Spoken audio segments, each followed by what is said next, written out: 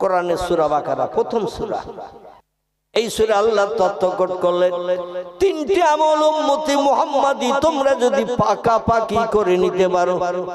কটি? তিনটি আমল যদি পাকাপাকি করে নিতে পারো, ফালা আলাইকা, আর কোন জিনিসের প্রয়োজন তোমাদের হবে না। মা ফাতাকা মিনহু, ওই তিনটি আমল তোমাদের সব সমস্যার সমাধানের জন্য এনাফ যথেষ্ট হয়ে যাবে। চিল্লায়ে বলুন আমিন। আমল তিনটি কি কি বলবো না থাকবে? বলবো। তাহলে তো আপনারা চালাক শ্রোতা।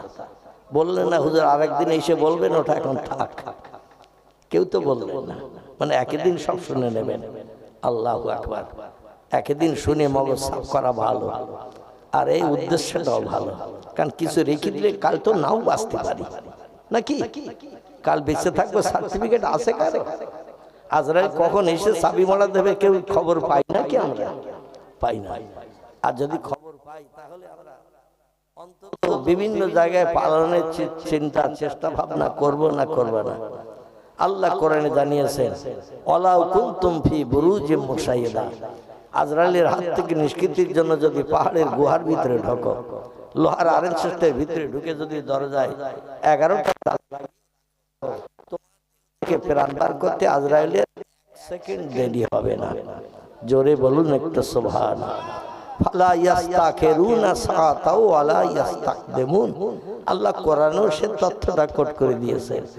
তুমি পাহাড়ের গুহার ভিতরে ঢুকে গেছো, পাথর দিয়ে সিমেন্ট মাটি দিয়ে মুখ আটকে দিয়েছো, কিংবা কোন এই দেখছেন না ট্রাক্টরের পিছনের চাকা বড় না সামনের চাকা বড়? যে ট্রাক্টরের জমি চষে পিছনের চাকা বড়। আচ্ছা, পিছনের চাকার ভিতরে টিউব ও যদি বাইরে বার করা হয়, হাওয়া দিলে একটা মানুষ ওর ভিতরে ঢুকে যেতে পারবে না? পারবে না? ঢুকবে তো নাকি? কারণ পিছনের চাকা বড়, টিউবও বড়। এই টিউবে যদি হাওয়া দেন তো অন্তত ফুলে এরকম মোটা হবে না? হবে না? আর ওর ভিতরে একটা মানুষ যদি ঢুকিয়ে দেন এক জায়গায় ফেলিয়ে, ঢুকিয়ে দিয়ে আবার সলিউশন হাতা দিয়ে জোড়া দিয়ে দেন, ভলপিন টাইট করে রেখেছেন, হাওয়া বেরোবেও না ঢুকবেও না। ঠিক বলছি না ভুল বলছি? যদি আমার তত্ত্বের ভিতরে মিস্টেক হয় সঙ্গে সঙ্গে ধরিয়ে দেবেন। কারণ রাসূল বলেছেন কুল্লু বনি আদমা খাত্তাউন, প্রত্যেকটা আদম বংশধর ভুলে ভরা গুনাহগার। গোনা নাই এমন কোন মানুষ পৃথিবীতে কেউ নাই, আর ভুল হয় না এমন কোন ব্যক্তি নাই। এই জন্য কথা বললে ভুল হবে, কাজ করলে ভুল হবে। আমার তথ্য দিতে যদি আপনাদের মগজে মিস্টেক হয় সঙ্গে সঙ্গে ধরে দেবেন। আমি ইবলিস শয়তানের মতো মানে কাটবা দিয়ে ঠেলবো না, সঙ্গে সঙ্গে আমি সেটা সংশোধন করে নেব। সংশোধন করাটা ভালো না খারাপ? ইবলিস একটা ভুল করেছিল সারা জীবনে। কটা? একটা ভুল করেছিল। এই পৃথিবীর জমিনে আল্লাহকে খুশি করার জন্য ৭০,০০০ বছর ইবাদত করেছে। আমি নানি দাদির কথা বলছি না, তাফসীরের কিতাব থেকে বলছি। কোরআনের তাফসীরের কিতাব, তাফসীরে রুহুল বায়ান, তাফসীরে মাওজিহুল কোরআন, তাফসীরে বায়ানুল কোরআন, তাফসীরে বাইজাবি, তাফসীরে কাশফ, তাফসীরে জালালুল কোরআন, তাফসীরে মারিফুল কোরআন, তাফসীরে ইবনে কাসির, বিখ্যাত বিখ্যাত কোরআনের তাফসীরের ভিতর থেকে তথ্য দিচ্ছি। খুব মগজ পরিষ্কার করে শুনবেন। পৃথিবীতে এমন কোন জায়গা ছিল না যেখানে এই জিনেদের বাচ্চা আজাজিল সেজদা করেনি। বর্ণনাকারীরা তাফসীরের কিতাবে লিখতে লিখতে বলছেন তাম পৃথিবীতে এমন কোন জায়গা ছিল না যেখানে আল্লাহর উদ্দেশ্যে সেজদা। কোন দিকে আওয়াজ হচ্ছে? কোন দিকে?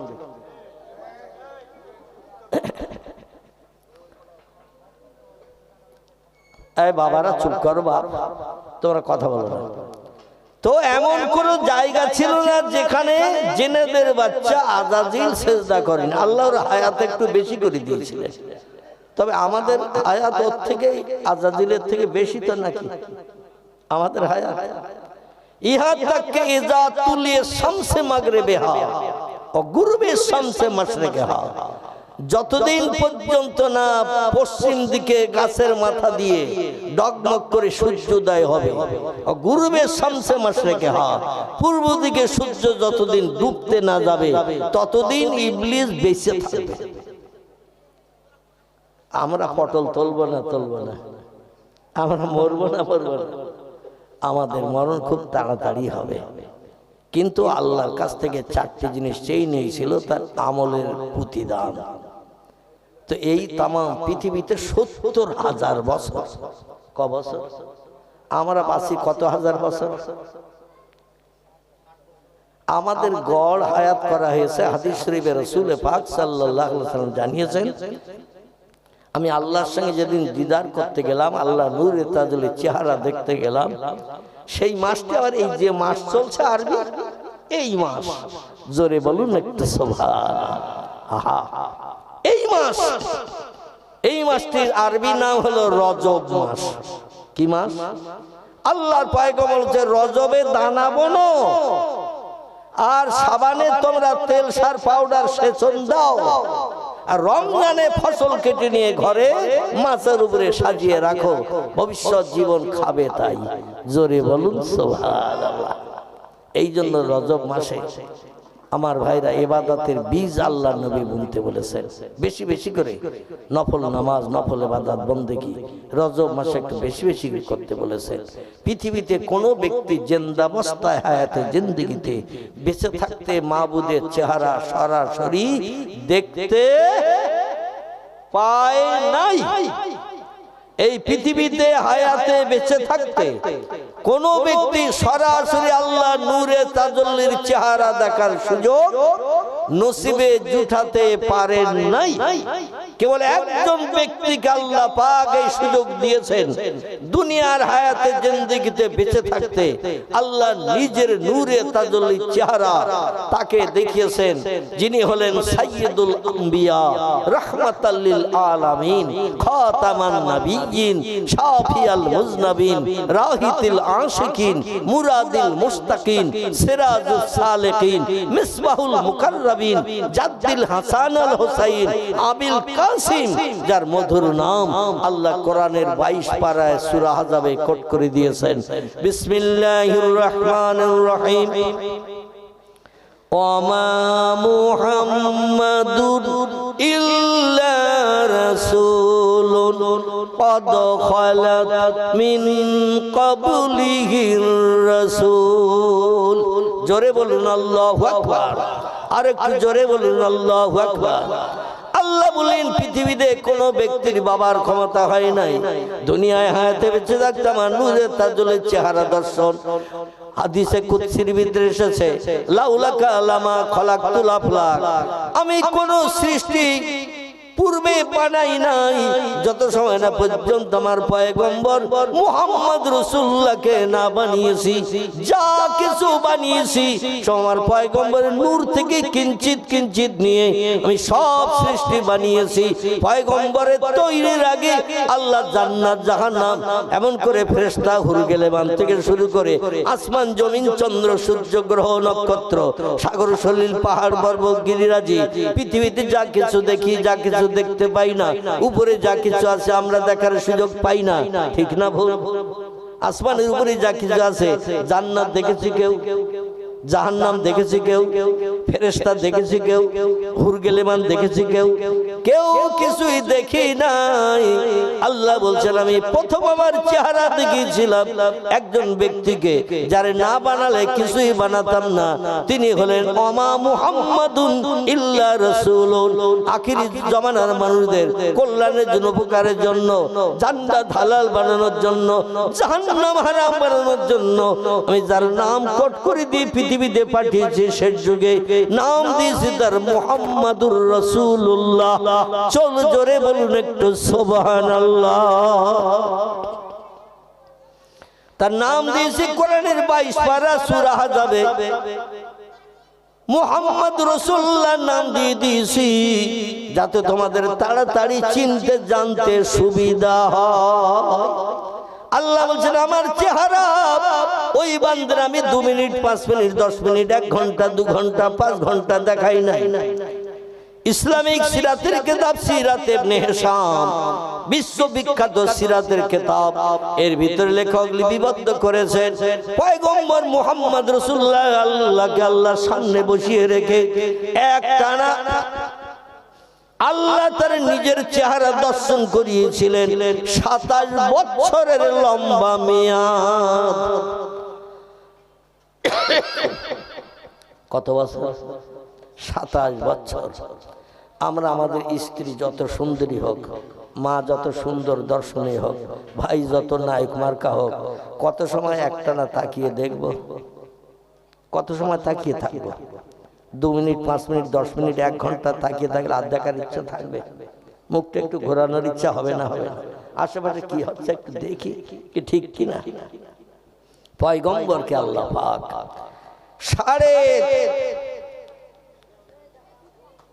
কোন বর্ণনাকারীদের মতে 25 বছর, আবার কোন বর্ণনাকারীদের মতে 27 বছর আল্লাহ নবীর সামনে বসিয়ে রেখে নিজের চেহারা দর্শন করিয়েছিলেন।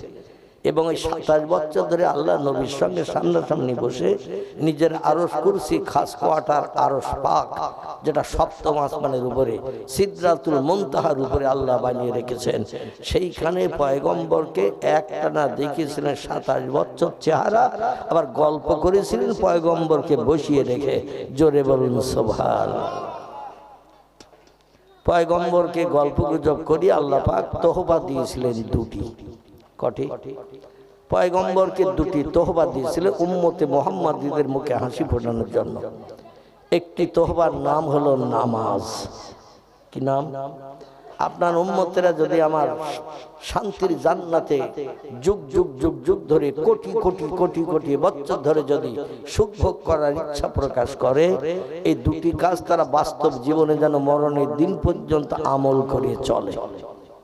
একটি কাজের নাম হলো মুয়াজ্জিনের আজান শুনলে দুনিয়ার সব কাজে লাথি মেরে মসজিদে জামাতে শরীক হতে হবে।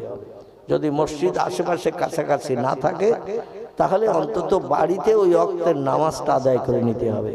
তিরমিজি শরীফের হাদিস। পয়গম্বর বলছেন মসজিদ থেকে 40 ঘর মানুষ আশেপাশে যারা আছে, কত ঘর? 40 ঘর মানুষ মসজিদের আশেপাশে যারা বসবাস করে, এদের বাড়িতে নামাজ হবে না, প্রতি ওয়াক্ত নামাজ মসজিদে জামাতে আদায় করতে হবে। এটা তিরমিজি শরীফের হাদিস।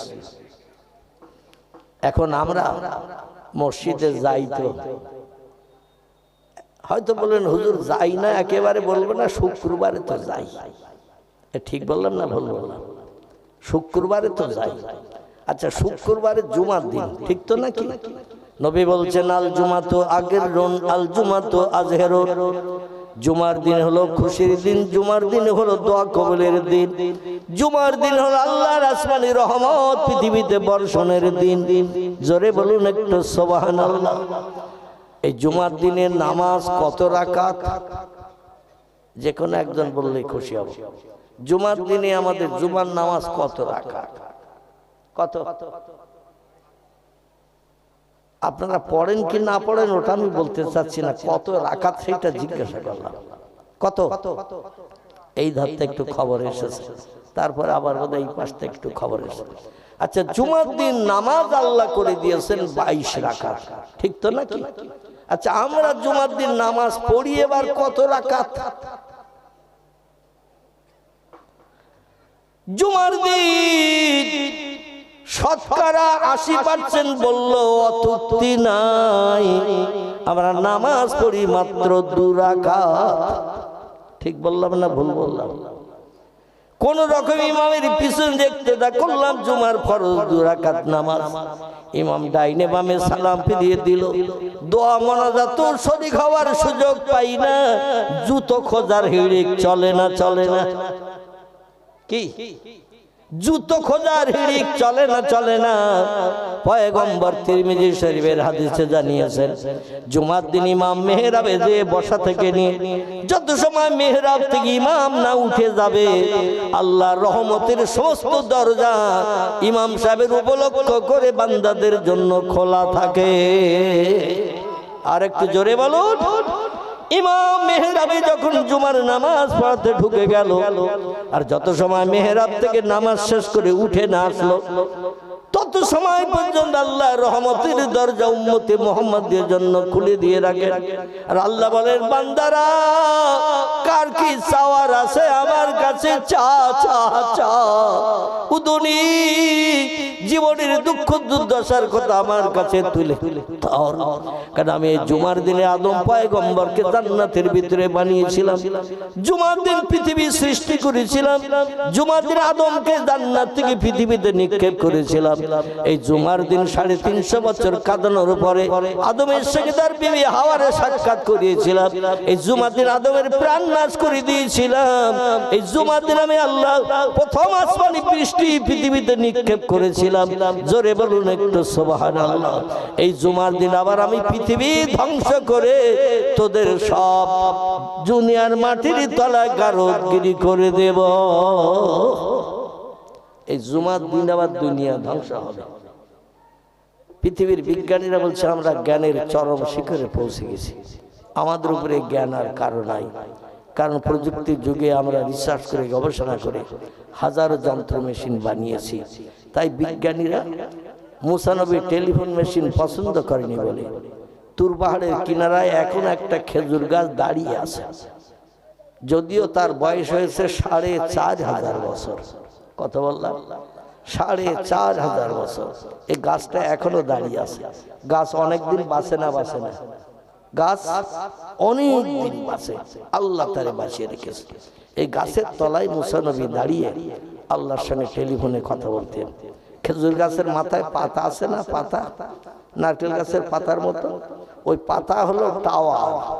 দেখবেন বিজ্ঞানীর ওই খেজুর গাছ দর্শন করে লোহার খাঁচা করে টাওয়ার বানিয়েছে। আরে টাওয়ার বানিয়ে দেখবেন লম্বা লম্বা অ্যান্টেনা লাগিয়েছে, গোল গোল অ্যান্টেনা লাগিয়েছে, দূরের থেকে কথাগুলো ক্যাচ করে নিয়ে আপনার মোবাইলের ভিতরে কানেকশন করে দিয়ে দিচ্ছে। এই মুসা নবীর জীবনী যদি আল্লাহ কোরআনে কোড না করতেন, বিজ্ঞানীরা কিন্তু এই মোবাইল মেশিন বানিয়ে এক জায়গা থেকে আরেক জায়গায় কথা পৌঁছাতে পারতো না, রেডিওর খবর আপনার ঘরে রান্নাঘরে পৌঁছে দিতে পারতো না। সব বিজ্ঞানের উন্নতি, কোরআনের ফসল। জোরে বলুন একটু সুবহান।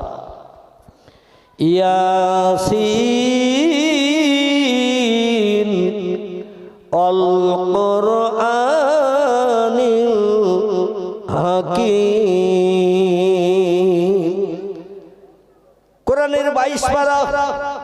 এই 22 পারার শেষে আল্লাহ একটা সূরা কোট করেছেন। সূরাটির নাম হলো সূরাতুল ইয়াসিন। কি নাম বললাম? সূরা ইয়াসিন। পৃথিবীর বিজ্ঞানীরা বর্তমান প্রযুক্তির যুগে যেখানে এখনো পর্যন্ত ফেল, আল্লাহর পাক কালাম কোরআন মজিদ সেখানে সাকসেসফুল। জোরে বলুন একটু সুবহানাল্লাহ। কোন ব্যক্তির মরণের সময় যখন হয়, তিরমিজি আবু দাউদ শরীফের হাদিস, আল্লাহর নবী বলেছেন যা যা সাকারাতুল মাউতে হাক্কুন, মৃত্যুর যন্ত্রণা হলো সত্য। আল্লাহ মৃত্যুর যন্ত্রণা থেকে যদি কাউকে নিষ্কৃতি দিতেন, আমি মুহাম্মদুর রাসূলুল্লাহ মরণের আযাব কষ্ট থেকে নিষ্কৃতি পেতাম।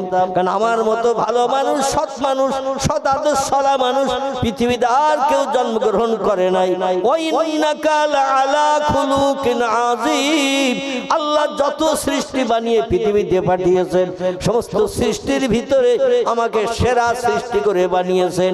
আমি আমার জীবন ইতিহাসে কোনোদিন কারো গালে চপেটাঘাত করি নাই, কাউকে কটু কথায় গালিগালাজ করি নাই, কারো অর্থ আত্মসাৎ করি নাই, কোনো গরিবের হক ফাঁকি দিয়ে খাই নাই, কোনো বিধবার দরজার কড়া রাতের বেলা নাড়া দিই নাই, টাকার বিনিময়ে কোনো ব্যক্তির প্রাণ নাশ করে তার বিবি বাচ্চারে বিধবা এতিম বানাই নাই। আমি মুহাম্মদ রাসূল, আমার চরিত্র হলো সাদা কাপড় মার্কা। জোরে বলুন একটু সুবহানাল্লাহ। সেই পয়গম্বর বলছি, আল্লাহ আমাকেও মরণের সময় কষ্ট দিয়েছেন, মৃত্যুর যন্ত্রণা দিয়েছেন। এই জন্য নবী বলছেন যা যা সাকারাতুল মাউতে হাক্কুন, মৃত্যুর যন্ত্রণা হলো সত্য, মৃত্যুর কষ্ট হলো সত্য। প্রত্যেকটি ব্যক্তির নসিবে মৃত্যুর যন্ত্রণা জুটবে, কেউ নিষ্কৃতি পাবে না। যদি কেউ পেত, আমি মুহাম্মদ রাসূলুল্লাহ মৃত্যুর যন্ত্রণা থেকে নিষ্কৃতি পেতাম। চিল্লায়ে বলুন আমিন। তবে পয়গম্বর বলছেন যদি কোনো ব্যক্তি মরণের কষ্ট থেকে নিষ্কৃতি পেতে চায়, মরণের সময় যখন আসে দেখবেন শ্বাস নিঃশ্বাস জোরে জোরে বয়, গলার ভিতরে ঘর ঘর ঘর ঘর একটা আওয়াজ হয় না, হয় না, চোখগুলো দাঁড়িয়ে যায় না, যায় না। মানুষ মৃত্যুর যন্ত্রণা একেবারে শেষ অবস্থার সংকেতটা চেহারা দেখলেই বুঝতে পারে না, পারে না। আল্লাহ নবী বলছেন ওই সময় কোন ব্যক্তি চাইতে মারা যাচ্ছেন, নিঃশ্বাস ওই রকম জোরে জোরে শ্বাস নিঃশ্বাস টানছে, গলার ভিতরে ঘর ঘর আওয়াজ হচ্ছে, কখন বন্ধ হয়ে যায়। আপনজন দাঁড়িয়ে দাঁড়িয়ে চোখের পানি ফেলছে, আব্বার এত কষ্ট, আল্লাহ কষ্ট বন্ধ করো, আব্বার মরণের কষ্ট সহ্য করতে পারছি না। ছেলেরা মেয়েরা কাঁদে না কাঁদে না, মাথার পাশে দাঁড়িয়ে কাঁদে না কাঁদে না, দাঁড়িয়ে কাঁদে। আল্লাহ নবী বলছেন কান্নার প্রয়োজন নাই, তোমরা ওই বাবার মাথার পাশে মায়ের মাথার পাশে যখন মরণের কষ্ট চলছে, আল্লাহর পাক কালাম কোরআন ফি লাউহিম মাহফুজ, আল্লাহ যেটা লৌহে মাহফুজে অতীতকালে সংরক্ষণ করে রেখেছিলেন উম্মতি মুহাম্মাদীদের কল্যাণের জন্য। নবীর আগমনের পরে 40 বছর বয়স হওয়ার পরে আল্লাহ নবুয়ত দান করে প্রথম কোরআন হেরা পাহাড়ে আল্লাহ পৌঁছে দিয়ে দিয়েছিলেন। ওই কোরআনের সূরা ইয়াসিন বেশি পড়তে হবে না, প্রথম থেকে ইয়াসিন ওয়াল কোরআনিল হাকিম ইন্নাকা লামিনাল মুরসালিন আলা সিরাতিম মুস্তাকিম তানজিলাল আজিজির রহিম লিতুনজিরা কওমান মা উনজিরা আবাউহুম ফাহুম গাফিলুন। আছে না নাই? এই প্রথম রুকুটা মুবিন পর্যন্ত পড়ে তোমরা মাথার পাশে পড়তে থাকো। আল্লাহর কোরআনের এত দাম, এত ইজ্জত, এত সম্মান আল্লাহ দিয়েছেন। মাথার পাশে মৃত পণ্য ব্যক্তি তার মাথার পাশে বসে বসে যদি কোরআনের সূরা ইয়াসিন কোন ব্যক্তি আপনজন তেলাওয়াত করে, সূরা ইয়াসিনের ইজ্জতের খাতিরে আল্লাহ মরণের কষ্ট লাঘব করে দিয়ে স্বস্তিতে শান্তিতে তারে চিরবিদায় করে দিয়ে ঘুম পাড়িয়ে দিয়ে থাকে। পৃথিবীতে বর্তমান দেশের সংখ্যা 256টির মতো। কটা বললাম? বর্তমান পৃথিবীতে দেশের সংখ্যা হলো 256টির মতো। Japan, German, England, Holland, Poland, Italy, Brazil, Thailand, Singapore, Burma, Hindustan, Pakistan, Bangladesh, Afghanistan, Iraq, Iran, Kuwait, Jordan, Arab, পারস্য, তুরস্ক, Libya, Nigeria, Indonesia, Malaysia, Sri Lanka, Burma, Tajikistan, Kazakhstan, Balochistan, Azerbaijan, Armenia, Saudi Arab, আরাম শাহী, শাম, সিরিয়া, মরক্কো, ইয়ামান, বুলগেরিয়া, মিশর, জর্ডান। আছে না দেশ? এই টোটাল দেশের সংখ্যা পৃথিবীতে 256টির মতো। সব দেশে একটু খোঁজ খবর নেন, মরণের কষ্টের সময় কোনো ইনজেকশন পুশ করলে স্বস্তিতে আস্তে আস্তে ঘুমিয়ে পড়ে মরণ হয়, কিংবা ওই যে গলায় ঘর ঘর করছে, শ্বাস নিঃশ্বাস টানতে অসুবিধা হচ্ছে, কষ্ট হচ্ছে রোগীর, কোনো একটু ওষুধ এক পান খাইয়ে দিলে স্বস্তিতে শান্তিতে আস্তে আস্তে ঘুমিয়ে পড়বে, মরণের কষ্ট আর হবে না। এখনো প্রযুক্তি যুগে কোন দেশের বিজ্ঞান এই মরণের কষ্ট লাঘবের জন্য কোনো ওষুধ বা কোনো ইনজেকশন এখনো বানাতে পেরেছে? আল্লাহ বললেন কিয়ামত পর্যন্ত উম্মতে মুহাম্মাদীদের সব সমস্যা সমাধানের জন্য আমার আসমানি কিতাব যার নাম হলো আল কোরআন। কি নাম? আল কোরআন। এই কোরআনের একটি নাম দিয়ে আমি পৃথিবীতে পাঠাই নাই। কিয়ামত পর্যন্ত উম্মতে মুহাম্মাদরা যাতে সফলতা অর্জন করতে পারে, সব সমস্যার সমাধান পেতে পারে, এই জন্য আমি আল্লাহ যে কোরআন উম্মতে মুহাম্মাদীদের কাছে পাঠিয়েছি, এর নাম দিয়ে পাঠিয়ে দিয়েছি 36টি। কটি? তফসিরের কিতাবে লেখা, তফসিরে রুহুল বায়ান, তফসিরে মাওজুল কোরআন, তফসিরে বায়ানুল কোরআন, তফসিরে বাইজাবি, তফসিরে কাশফ, তফসিরে ইবনে কাসির, তফসিরে বিজলাল কোরআন, তফসিরে মারিফুল কোরআন, তফসিরে এমন করে নামি দামি কিতাব যেগুলো আছে, তফসির ইবনে কাসির থেকে শুরু করে যত কিতাব আছে সব কিতাবে লেখকেরা লিপিবদ্ধ করেছেন। আল্লাহ যে আসমানি ধর্মগ্রন্থ উম্মতি মুহাম্মাদের কল্যাণের জন্য পাঠিয়ে দিয়েছেন, এর নাম দিয়ে দিয়েছেন 36টির মতো। কোন বর্ণনাকারী বলেছেন 39টি। তবে এই 39টির তথ্য খুব বেশি মুফাসসিররা দেননি, 36টির উপরে বেশি মতামত। পৃথিবীতে কোরআন ছাড়া আরো অনেক ধর্মগ্রন্থ আছে না নাই? ঘুমিয়ে পড়েছেন সবাই, তাহলে আপনাদের কিছু বলছেন না। তাহলে আমার বক্তৃতা মনে হচ্ছে আপনাদের কড়া লাগছে নাকি? যদি কড়া লাগে তাহলে আমি স্ট্যান্ড ঘুরিয়ে দেব।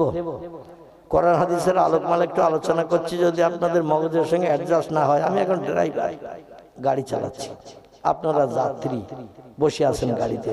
এখন এই রাস্তায় যদি গাড়ি চলতে আপনাদের অসুবিধা হয়, তাহলে একটু নক করে দেন, আমি আবার এক্সট্রা ঘুরিয়ে অন্য দিকে চালাই। কি ঠিক বললাম না ভুল বললাম? কারণ ড্রাইভার আমি, এখন স্টারিং আমার হাতে। আর যদি বলেন হুজুর কোরআন হাদিস শুনবো না, কেচ্ছা গাইডে ঘটনা বলে, তাও আমি অধম জানি ইনশাল্লাহ। একটা না বলবো কোরআনের কথা হাদিসের কথা কিচ্ছু বলবো না।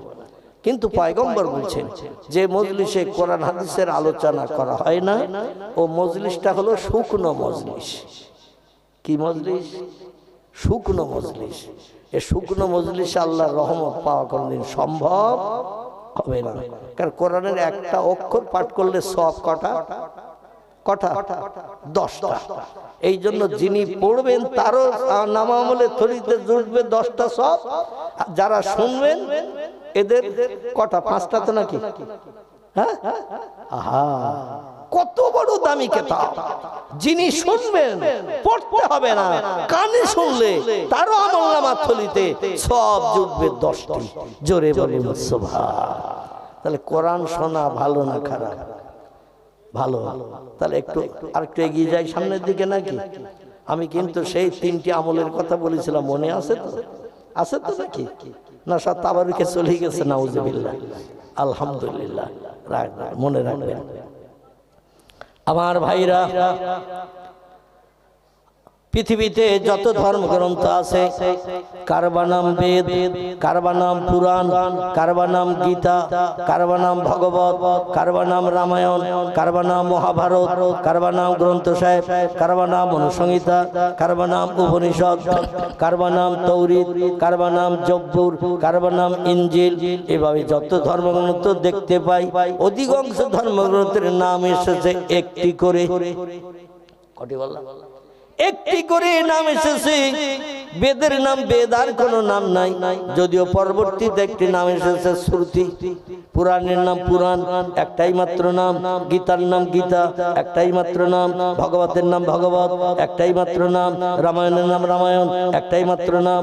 মহাভারতের নাম মহাভারত, একটাই মাত্র নাম। জিন্দাবাস্তার নাম জিন্দাবাস্তা, একটাই মাত্র নাম। গ্রন্থ সাহেবের নাম গ্রন্থ সাহেব, একটাই মাত্র নাম। মনুসংহিতার নাম মনুসংহিতা, একটাই মাত্র নাম।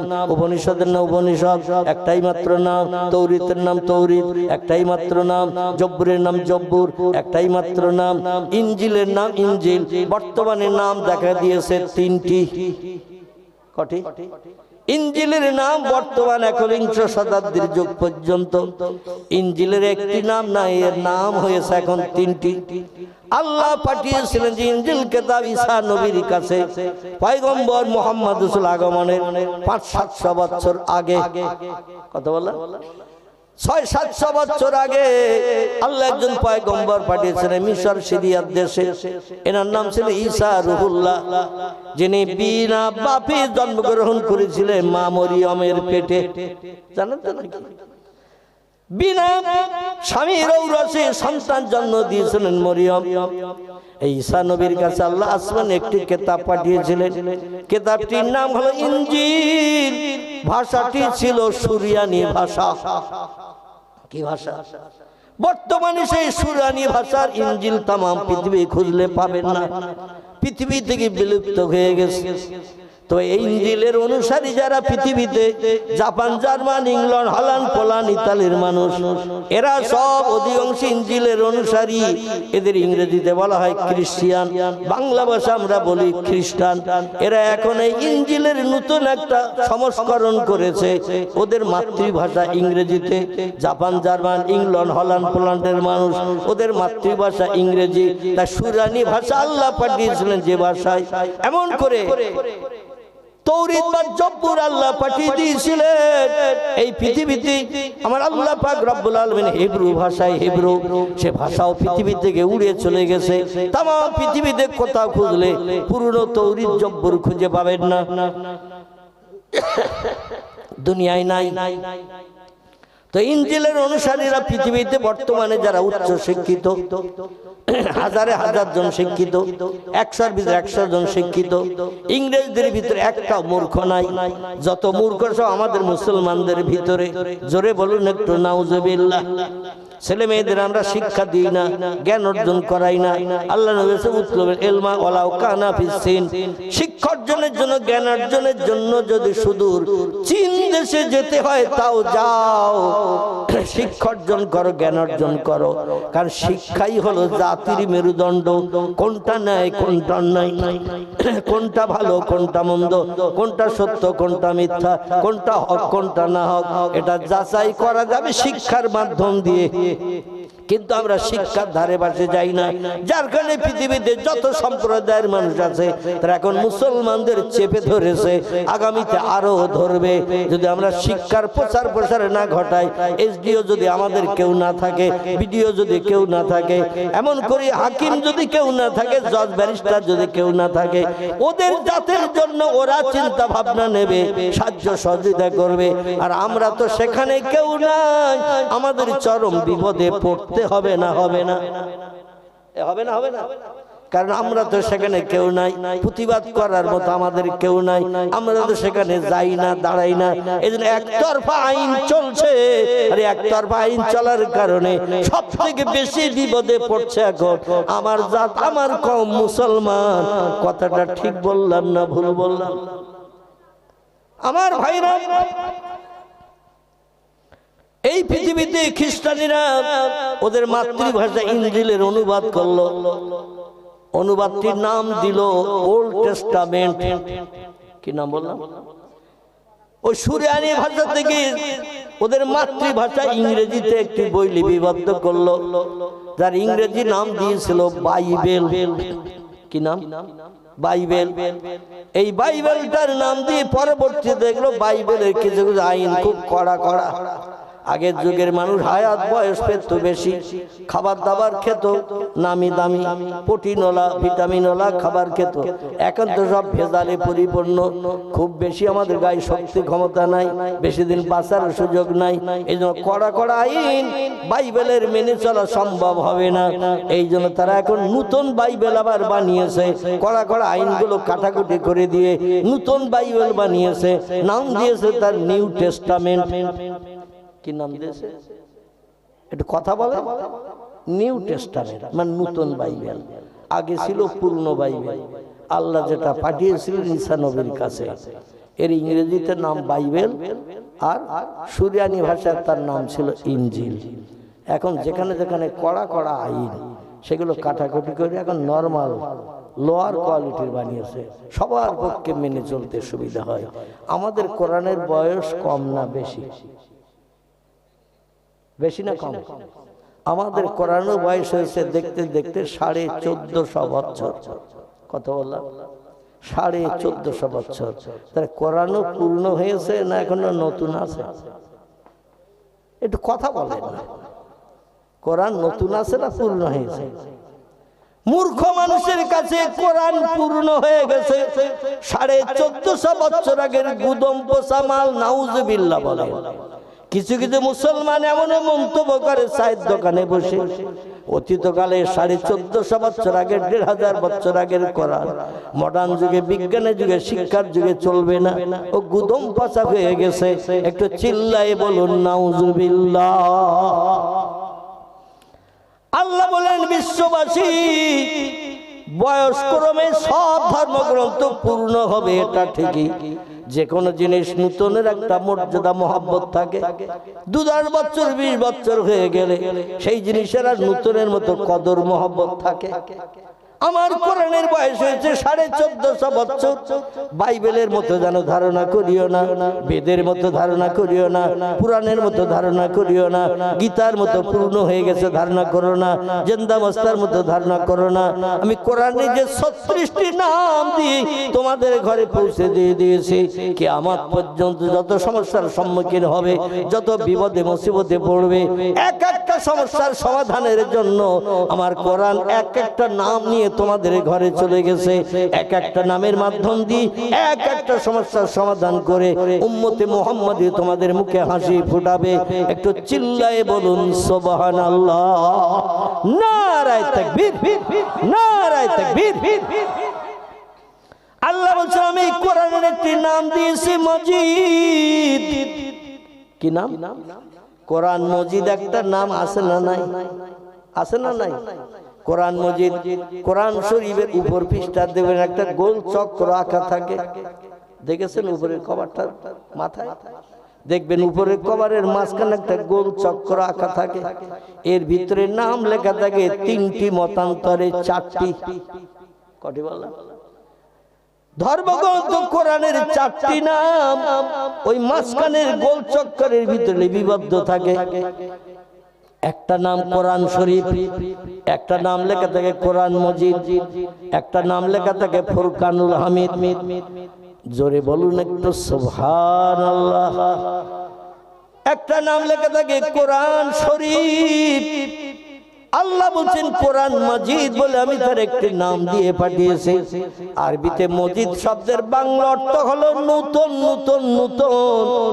2000, 5000, 10,000 বছর বয়স হলো আমার কোরআন উম্মতে মুহাম্মাদীদের কাছে পূর্ণ হবে না। যতদিন পশ্চিম দিকে সূর্যোদয় না হবে আমার কোরআন উম্মতে মুহাম্মাদীদের কাছে মজিদ নামের মর্যাদা রক্ষা করে থাকবে। মজিদ শব্দের বাংলা অর্থ হলো নূতন, নূতন, নূতন। আমার কোরআন পুরানো হবে না। জোরে বলুন একটু সুবহানাল্লাহ। আল্লাহ বলেন কোরআনে আরেকটি নাম দিয়েছি দোয়া। ও বান্দা বান্দিরা, এলাকার মেম্বার তোমার পক্ষে না, প্রধান তোমার পক্ষে না, গ্রামের মোড়ল তোমার পক্ষে না, থানার ওসি তোমার পক্ষে না, পাড়া প্রতিবেশী সব এক পক্ষে, তুমি আলাদা আর এক পক্ষে। কোথায় যাবে তুমি? কার কাছ থেকে সমস্যার সমাধান করে তোমারে চেপে ধরেছে মৌপকার মতো চতুর্দিক থেকে। আল্লাহ বলছেন কোরআনে একটি নাম দিয়েছি দোয়া। ও বান্দা, রাতের গো হারাম করে বিবি বাচ্চার মায়া ছেড়ে শান্তি সজ্জায় লাথি মেরে তুমি একটু যায় নামাজে দাঁড়িয়ে যাও। রাত্র দ্বীপ প্রহরের পরে আমি একটি নামাজ তোমাদের জন্য কোট করে দিয়েছি মনোবাঞ্ছা পূর্ণের জন্য। জোরে বলুন একটু সুবহানাল্লাহ। কোরআনের 15 পারা। কত পারা? 15 পারা। সূরাটির নাম হলো সূরাতুল বনি ইসরাঈল। কি নাম বললাম? সূরা বনি ইসরাঈল। আল্লাহ সেখানে একটি নামাজের নাম কোট করে দিয়েছেন। সেই নামাজের নামটি হলো ও মিনাল লাইলি ফাতাহাজ্জাদ বিহি নাফিলাতাল লাক। জোরে বলুন আল্লাহু আকবার। আর একটু জোরে বলুন আল্লাহু আকবার। আপনাদের কাছে একটু মালঞ্চর ভাইদের কাছে জিজ্ঞাসা করি, আল্লাহর ফরজ হুকুম নামাজ কত? কত? 5 ওয়াক্ত। আচ্ছা, 5 ওয়াক্ত নামাজ ছাড়া আর নামাজ আছে? আছে। আল্লাহ বলছেন আমার দুনিয়ায় বাস করতে গেলে আমার নেয়ামত তুমি খেয়ে পৃথিবীতে উদারপূর্ণ করে খেয়ে বেঁচে থাকতে গেলে আমাদের অনুদান বিবি বাচ্চা নিয়ে সংসার জীবনে জীবন যৌবনে খোদা নিবৃত্তি করে সুখে সমৃদ্ধিশালী জীবন গঠন করে থাকতে গেলে ও বান্দা, মুয়াজ্জিনের এই 5 ওয়াক্ত আযান ধ্বনির মান্যতা দিতে হবে। এই 5 ওয়াক্ত নামাজ অবশ্য কর্তব্য। প্রত্যেকটি বালেগ বালেগা নারী পুরুষের জন্য আমি ফরজ করে দিয়েছি। জোরে বলুন একটু সুবহানাল্লাহ। যত পুরুষ যত নারী আছে সকলের জন্য 5 ওয়াক্ত নামাজ আমি ফরজ করেছি। কখন থেকে? মেয়েদের যেখান থেকে প্রতি মাসের একটা রোগ হয়, ইংরেজিতে যারে মেন্স বলে, আরবিতে যারে হায়েজ বলে, বাংলায় যারে ঋতুবতী বলে, মাসে মাসে মেয়েদের একটা রোগ হয় 2-4 দিনের জন্য। এই রোগ যখন থেকে মেয়েদের শুরু হবে প্রথম, ওইখান থেকে মেয়েটা হলো বালেগা, সাবালিকা। আর ছেলেদের যখন থেকে স্বপ্নদোষ শুরু হবে, আমি শরীয়তের ফতোয়ার কিতাবের কথা বলছি, ফতোয়ায়ে হেদায়া, ফতোয়ায়ে দুররে মুহতার, ফতোয়ায়ে কাজী খান, ফতোয়ায় মহিদ, ফতোয়া আলমগীর, ফতোয়ায় এমন করে স্বামী, ফতোয়ায় মারাকিউল ফালাক, বিখ্যাত বিখ্যাত ফতোয়ার কিতাবে লেখকেরা একমত হয়ে লিপিবদ্ধ করেছেন যে তথ্য, সেই তথ্যটা আপনাদের কাছে পরিবেশন করছি। মেয়েরা যেখান থেকে ঋতুবতী শুরু হবে সেখান থেকে মেয়েরা হলো বালেগা, প্রাপ্তবয়স্কা, আর ছেলেদের যেখান থেকে স্বপ্নদোষ শুরু হবে সেখান থেকে ছেলেরা হলো বালেগ, এমন করে তারা প্রাপ্তবয়স্ক। এইখান থেকে নিয়ে মরণের দিন পর্যন্ত কোন মেয়ের এক ওয়াক্ত নামাজ কাজা করলে 80 হব্বা জাহান্নামের আগুনে জ্বলতে হবে। কোন পুরুষ যদি ইচ্ছাকৃত এক ওয়াক্ত নামাজ কাজা করে তাকে 80 হব্বা জাহান্নামের আগুনে জ্বলতে হবে। সাহাবীরা বললেন মাহিয়াল হব্বা ইয়া রাসূলুল্লাহ, হব্বা আবার কি জিনিস? নবী বললেন একটানা 2,88,00,000 বছর লোক একটানা জাহান্নামের আগুনে জ্বললে হবে এক হব্বা।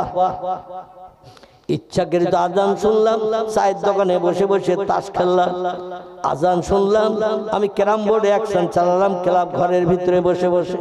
এদিকে অবশ্য ক্যারাম বোর্ড টোট কেউ খেলে না, চার দোকানে তাসও কেউ বোধহয় খেলে না, খেলেটা নাকি আজান চলছে, যদিও কানে আজান আসে বলে সলিমউদ্দিন চাচা যাবে, কোন আব্দুল করিম দাদা যাবে, আব্দুর রহমান ভাই যাবে, কারণ ওরা বুড়ো হয়ে গেছে, কারো বয়স 82, কারো 85, কারো 92। ওদের 3 কাল গেছে, 1 কাল বাকি, কখন আজরাইল এসে চাবি মারা দেয় ওরাই যাবে কোন মসজিদে। আল্লাহ বলছেন ফানফুজু, আমার দুনিয়ায় বাস করবে, আমার নেয়ামত খাবে, আমার অনুদান বিবি বাচ্চা নিয়ে সংসার জীবনে সুখ ভোগ করবে, আমার জমিনে ঘর বেঁধে তুমি বসবাস করবে, আর আমার হুকুমের তামিল করবে না, মর্যাদা আদানে কান দেবে না। ফানফুজু, কোরআনের 27 পারা সূরা রহমান। আল্লাহ বলেন বেরিয়ে দাও আমার পৃথিবী থেকে, বেরিয়ে দাও আমার পৃথিবী থেকে।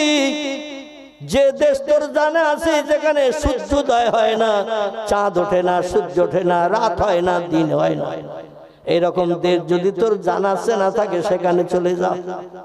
আমার ইবাদত করতে হবে না, আমার হুকুম তামিল করতে হবে না, আমার দুনিয়ায় বাস করবি, আমার নেয়ামত খাবি, আমাদের অনুদান বিবি বাচ্চা নিয়ে জীবন যৌবনে খোদা নিবৃত্ত করে সংসার জীবনে সুখ ভোগ করবি, আর আমার মর্যাদা আদানে কান দিবি না।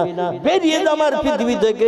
বাড়িতে যদি একটা গোলাম চাকর মানদার রাখেন, মানদার কাস্তার, বাড়িতে 10টা গরু আছে, একটু ফাঁকায় প্রতিদিন সকালবেলা নিয়ে যাবি, বিকালবেলা বাড়ি নিয়ে আসবি, মাঝে মাঝে আত্মীয় স্বজন আসলে বাড়ির মেয়েরা দোকানে পাঠিয়ে দেবে, একটু মাল মাত্রা কিনে আনবি।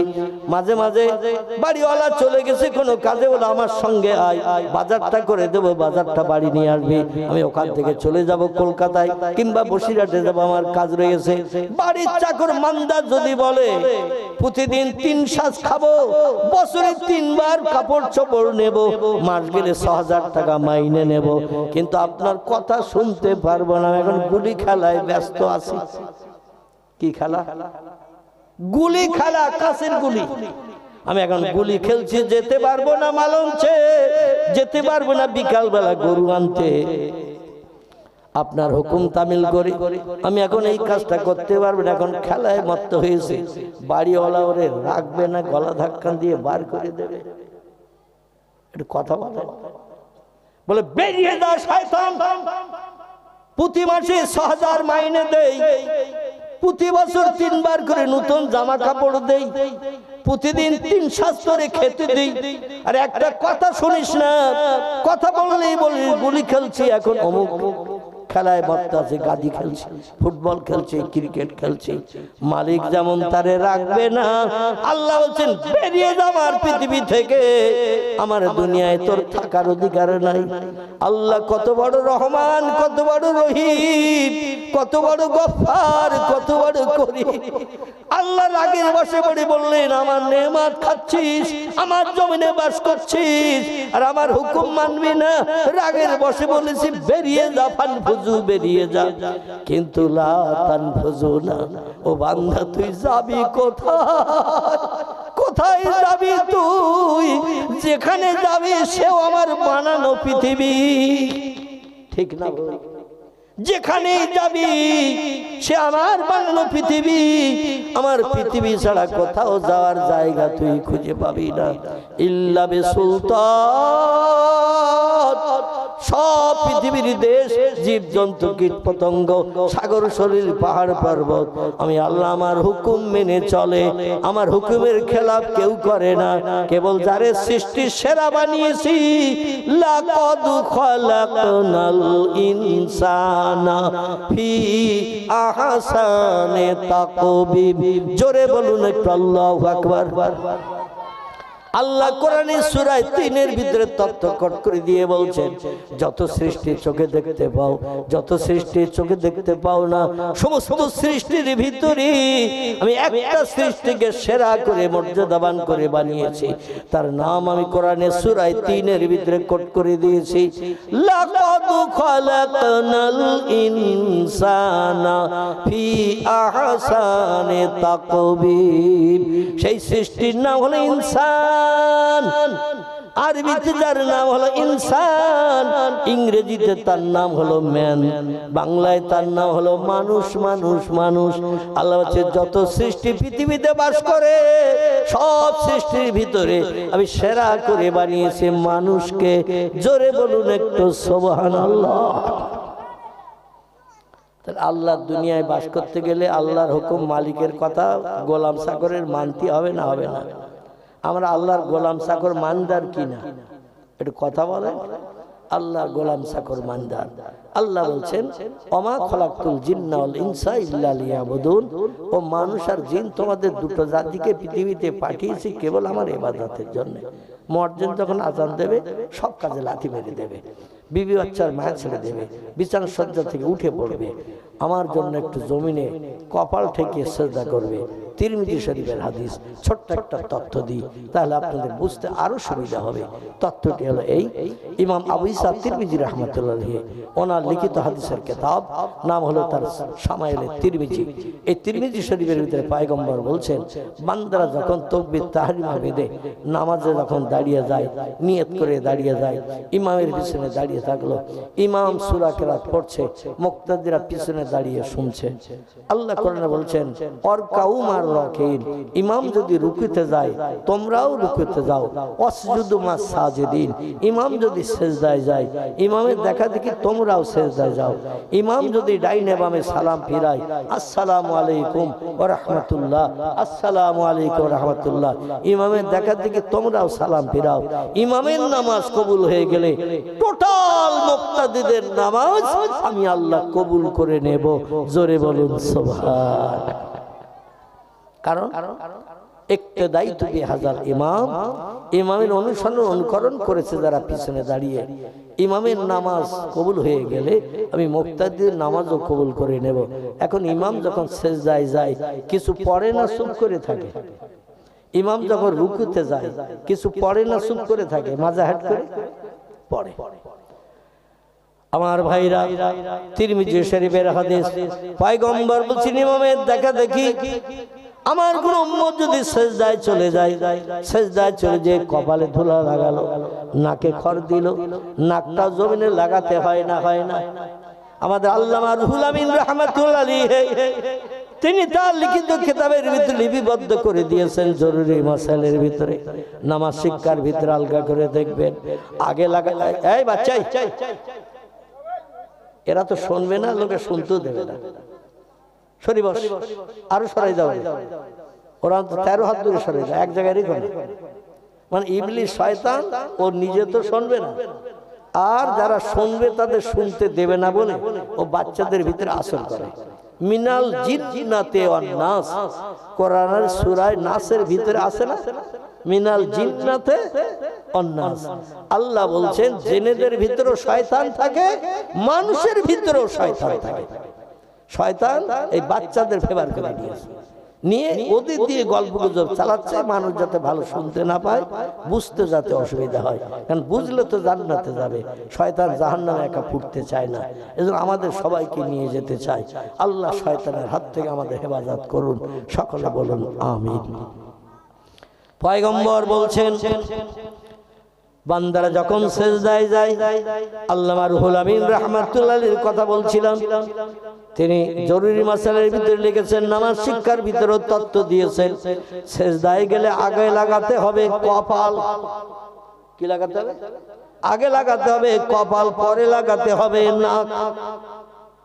ওটার সময় আগে নাক তুলতে হবে, পরে কপাল তুলতে হবে। আমরা কিন্তু অনেকে এসব তথ্যগুলো অবগত নই। ঠিক বললাম না ভুল বললাম? ওঠার সময় কিন্তু আগে নাক উঠাতে হবে, পরে কপাল, কপাল তুলতে হবে শেষে। আর প্রথমে সিজদায় গেলে আগে লাগাতে হবে কপাল, পরে লাগাতে হবে নাক। এই সিজদায় যে আল্লাহর বান্দারা যখন তাসবিহ পাঠ করে, সুবহানা রাব্বিয়াল আলা, সুবহানা রাব্বিয়াল আলা। আপনারা মালান সেবা অন্য পড়ে, হ্যাঁ এখানে অন্য পড়ে তো নাকি? তাম পৃথিবীতে যত মসজিদ, সব মসজিদের তাসবিহ একই, ঠিক না ভুল? সব দেশের মসজিদের তাসবিহ একই, কোন জায়গায় দুই দুই নাই। জোরে বলুন একটু সুবহান। তিরমিজি শরীফের হাদিস, পয়গম্বর বলছেন কোন বান্দা যখন সিজদায় চলে যায়, দুই চোখের পাশে দুটো হাত রেখে চোখ দুটো আড়াল করে রাখে, বাইরের দৃশ্য দেখা থেকে বঞ্চিত করে দেয়, চোখ যাতে বাইরে দেখতে না পায়।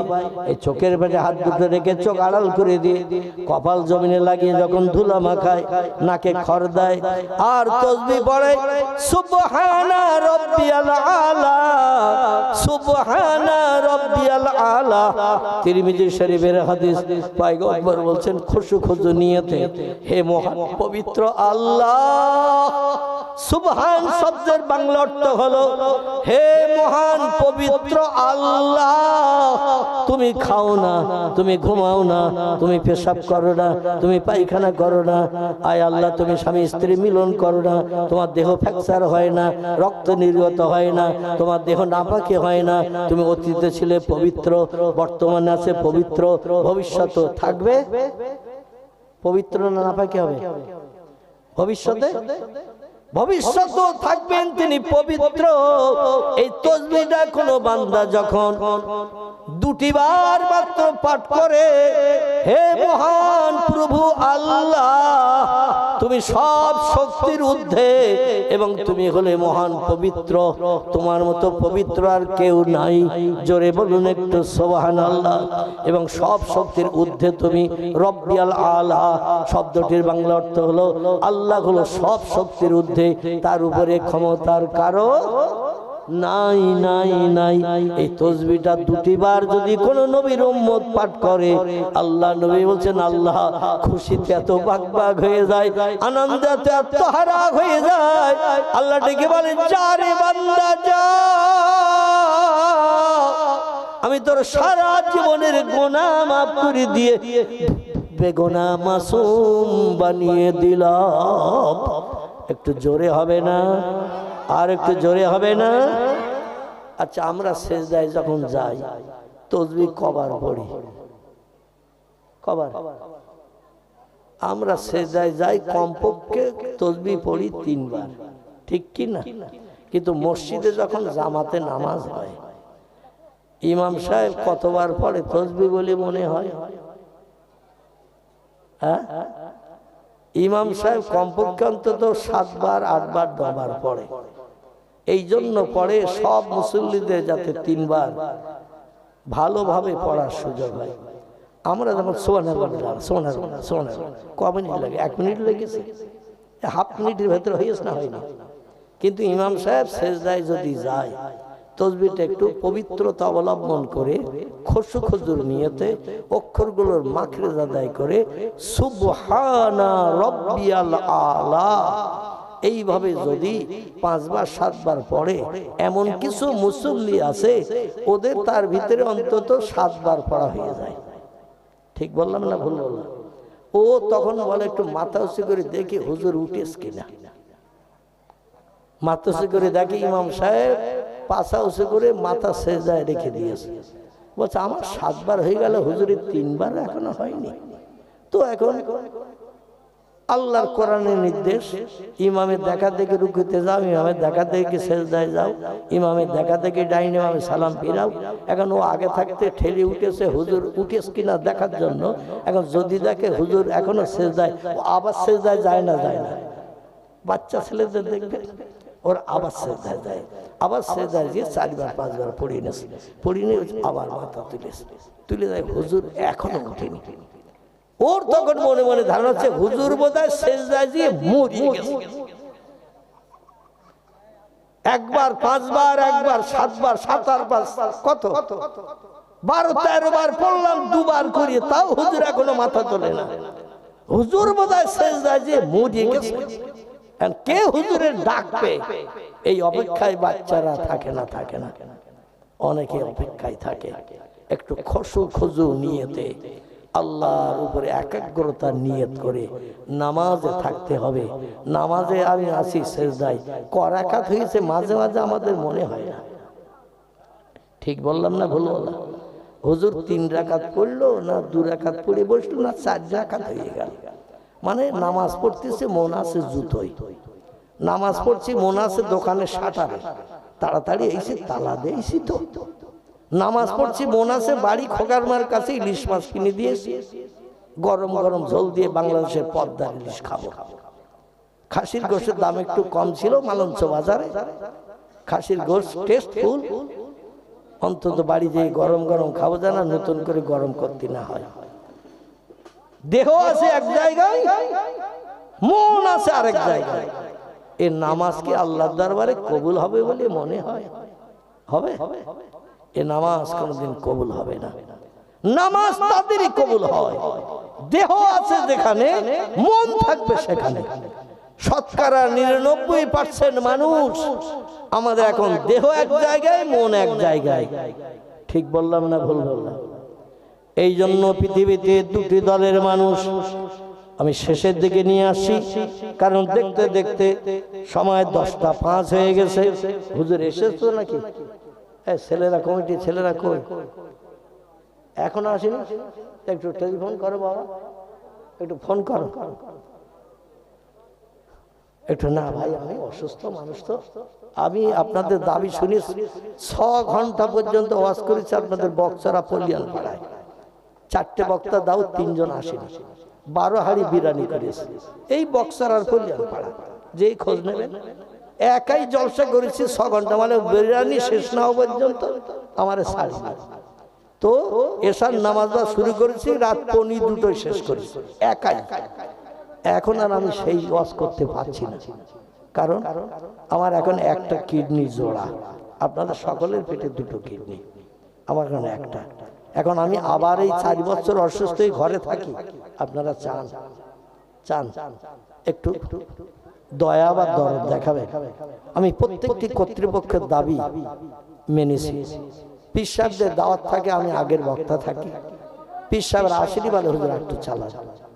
এইবার আস্তে আস্তে 1 ঘন্টা 1.5 ঘন্টা পরে পীর সাহেব এসেছে। আমি জলসা কোথাও ভাঙিনি, যত সময় না এসেছে তত সময় আমি প্রোগ্রাম চালিয়েছি। আমি অধম আমার জীবনে এটা আমি করেছি যে জলসাটা ভেঙে যাবে, এত টাকা পয়সা খরচ করে পান্ডে হুজুর এখন আসেনি। হুজুর আসবে, একটা টাইম দিয়েছে, রাস্তায় যানজট হতেই পারে নাকি, সুবিধা অসুবিধা হতেই পারে।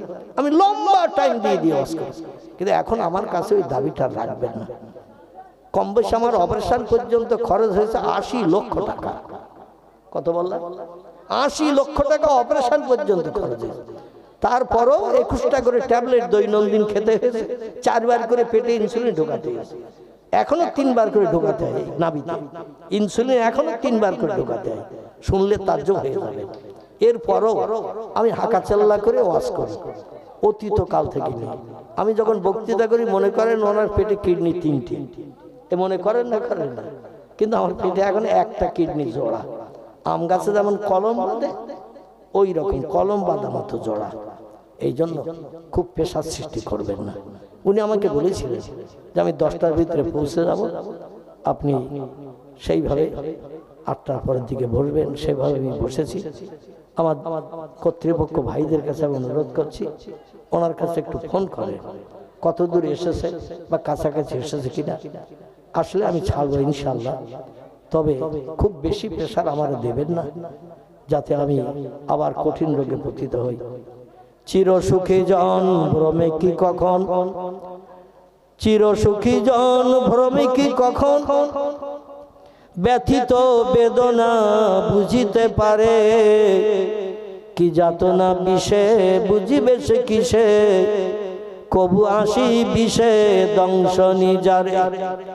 সাপে যার কেটেছে সেই জানে সাপের বিষের যন্ত্রণা কি, সাপে যারে সবল দেয়নি দংশন করেনি, ও সাপের বিষের জ্বালা জীবন কি অনুভব করতে পারবে নাকি? কোনদিন বুঝবে না সাপের বিষের জ্বালা কি। এজন্য আমি অধম এই কঠিন রোগে আক্রান্ত, আল্লাহ একটু সুস্থ করেছেন, আপনাদের কাছে দোয়া চাই। আল্লাহ পাক যে অবস্থায় রেখেছেন এখনো পূর্ণ সুস্থতা পেতে পারি নাই, এখনো চলতে গেলে আমার গা টলে। আমি কিছুটা পথ হেঁটে হেঁটে আসছিলাম মেন রোড থেকে, টলাটলি করছিলাম, দুইজন ভাই ছিল আমার সঙ্গে, সম্ভবত মরহুম বাড়িওয়ালার জামাই, জানার বাড়ি খেড়িয়ে, উনি ছিলেন আমার সঙ্গে। তো আমি হাঁটতে পারছিলাম না, তো ওনার হাত ধরে ধরে বাকি রাস্তাটা ওইটা। হ্যাঁ এসেছে নাকি? আচ্ছা ঠিক আছে, মোটা একটু আশ্বাস করি, অসুবিধা নেই। একটু দরুদ শরীফ। আল্লাহুম্মা সাল্লি আলা সাইয়্যিদিনা মাওলানা মুহাম্মদ ওয়া আলা আলি সাইয়্যিদিনা মাওলানা। অভয়ে বাণী দিল তারা, অভয়ে বাণী দিল তারা, ও আমিনা বিবি, শিশু পুত্র তোমার হবে শেষ জামানার নবী। যে শিশুকে দেখে তারা, যে শিশুকে দেখে তারা রাসূল মেনে গেল, সেই নবীরই মোহাব্বতে দরুদ মোমেন পড়ো। আল্লাহুম্মা সাল্লি আলা সাইয়্যিদিনা মাওলানা মুহাম্মদ ওয়া আলা আলি সাইয়্যিদিনা মাওলানা মুহাম্মদ। আসুন শেষ সংক্ষেপের দিকে এগিয়ে চলে যাই। আল্লাহ পাক কোরআনে সূরা বাকারা জানিয়েছেন, মান আমানা বিল্লাহি ওয়াল ইয়াউমিল আখিরে ওয়া আমিলা সালিহান।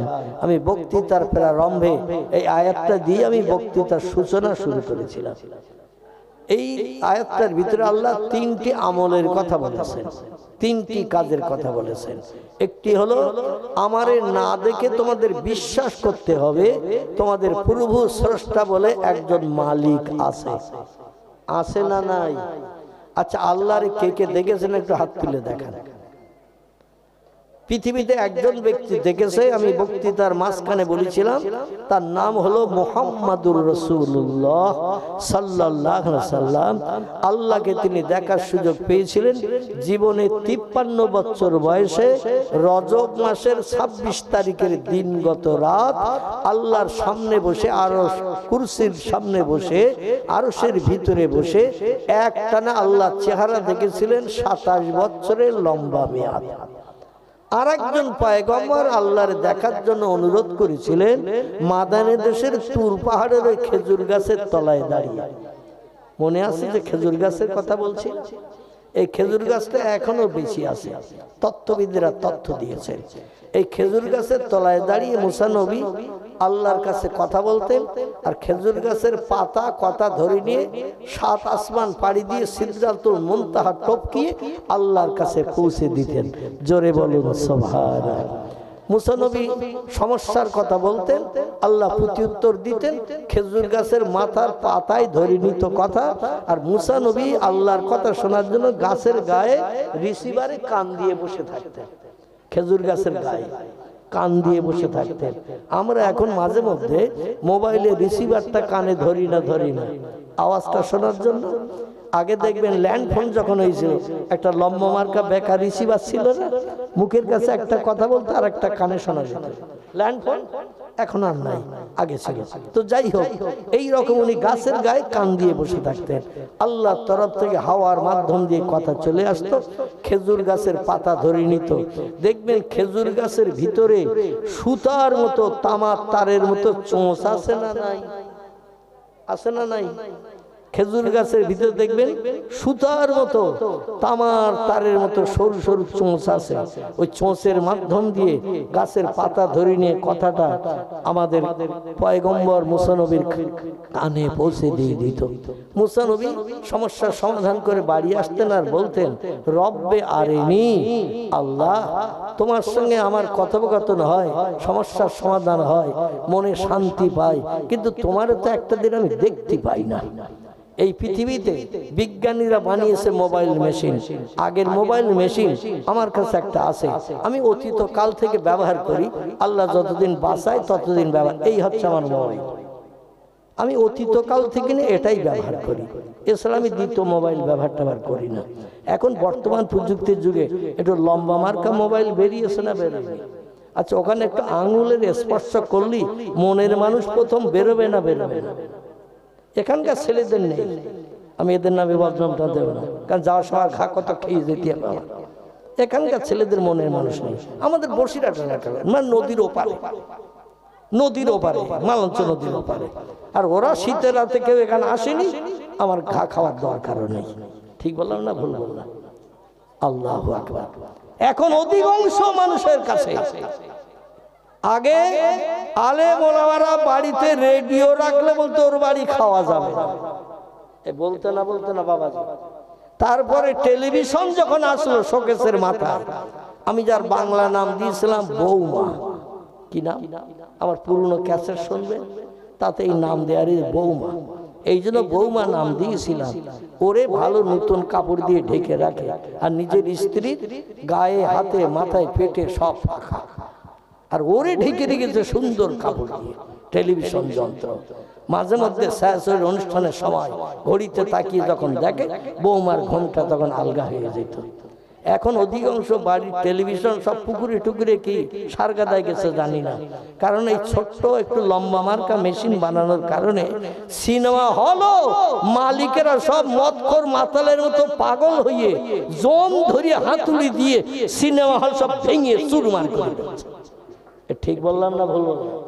যদি বলেন হোয়াট ইজ দ্য ডকুমেন্ট, তাহলে একটু বলবে এই বসিরহাটে যেতে হবে, খুব বেশি দূর যেতে হবে না, আপনাদের ঘটকপুকুর যেতে হবে, খুব দূরের নাকি, এখান থেকে বোধহয় 12-13 কিলোমিটার দূর নাকি ঘটকপুকুর যাবে। ওখানে দুটো সিনেমা হল ছিল, ওই ভাঙাড়ির দিকে যে একটু পচা খাল পার হয়ে, একটার নাম ছিল নূরমহল, একটার নাম ছিল পাখিজা। ঠিক বললাম না ভুল বললাম? দুইটা বন্ধ। আমাদের বসিরহাটে একটু যান, একটার নাম ছিল ফাল্গুনী, একটার নাম ছিল দেবযানী, একটার নাম ছিল মিলনী।